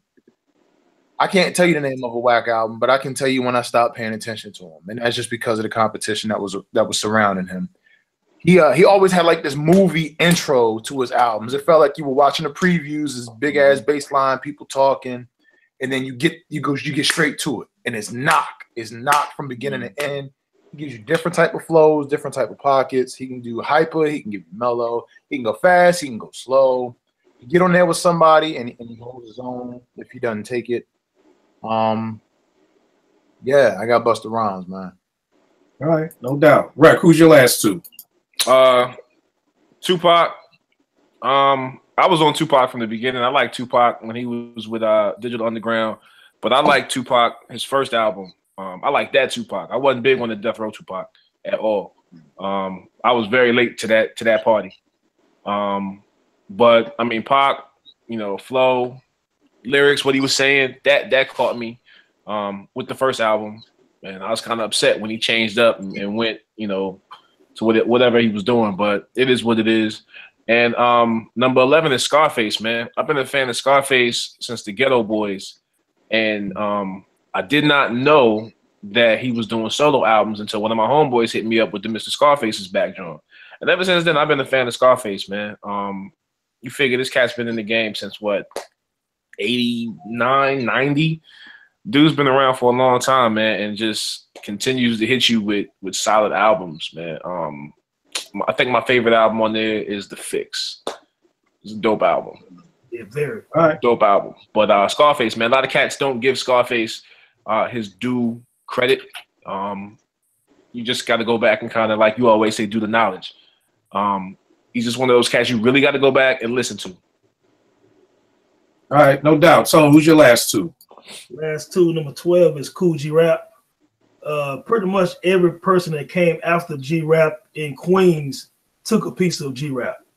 Even when you think of AZ and Nas and all those guys, that whole firm thing, you know what I'm saying? Even Ray and Ghost and even some Locks, even the Locks guy, G Rap influenced a lot of people. Funny enough, Scarface even said that he was influenced on by G Rap, which was funny, him being from Texas and being influenced by a dude from Queens, but the lyrics there, the flow is impeccable.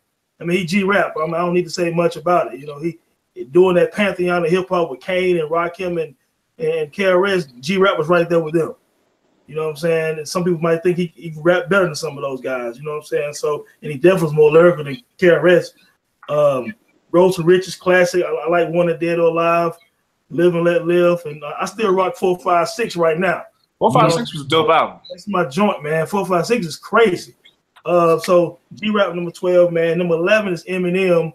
Kind of what Vague was saying, like Eminem rap, he's so gifted. I never really heard how somebody put words together like that. You know what I'm saying? Like I listened to this song called Seduction, and I was like, damn, you can really rap like that? You know what I'm saying? Like how the hell you rap that way? You know what I'm saying? And Eminem is kind of cursed because he's white, but if you listen to Rakim and G-Rap and even Jay, it's a bad day when it's first thing you like. You'd be like, I wish I could get some white credit or some, his white job. But so it's just white. You say he's cursed because he's white. His white privilege hurt him in hip hop to a degree. Man, exactly. Yeah, exactly. Because it's a reason why Rakim and these guys hold him in high esteem, because these guys are rappers, they're lyricists. Just like Vay, you understand that. Best rappers of all time, but he's hurt sometimes by subject matter.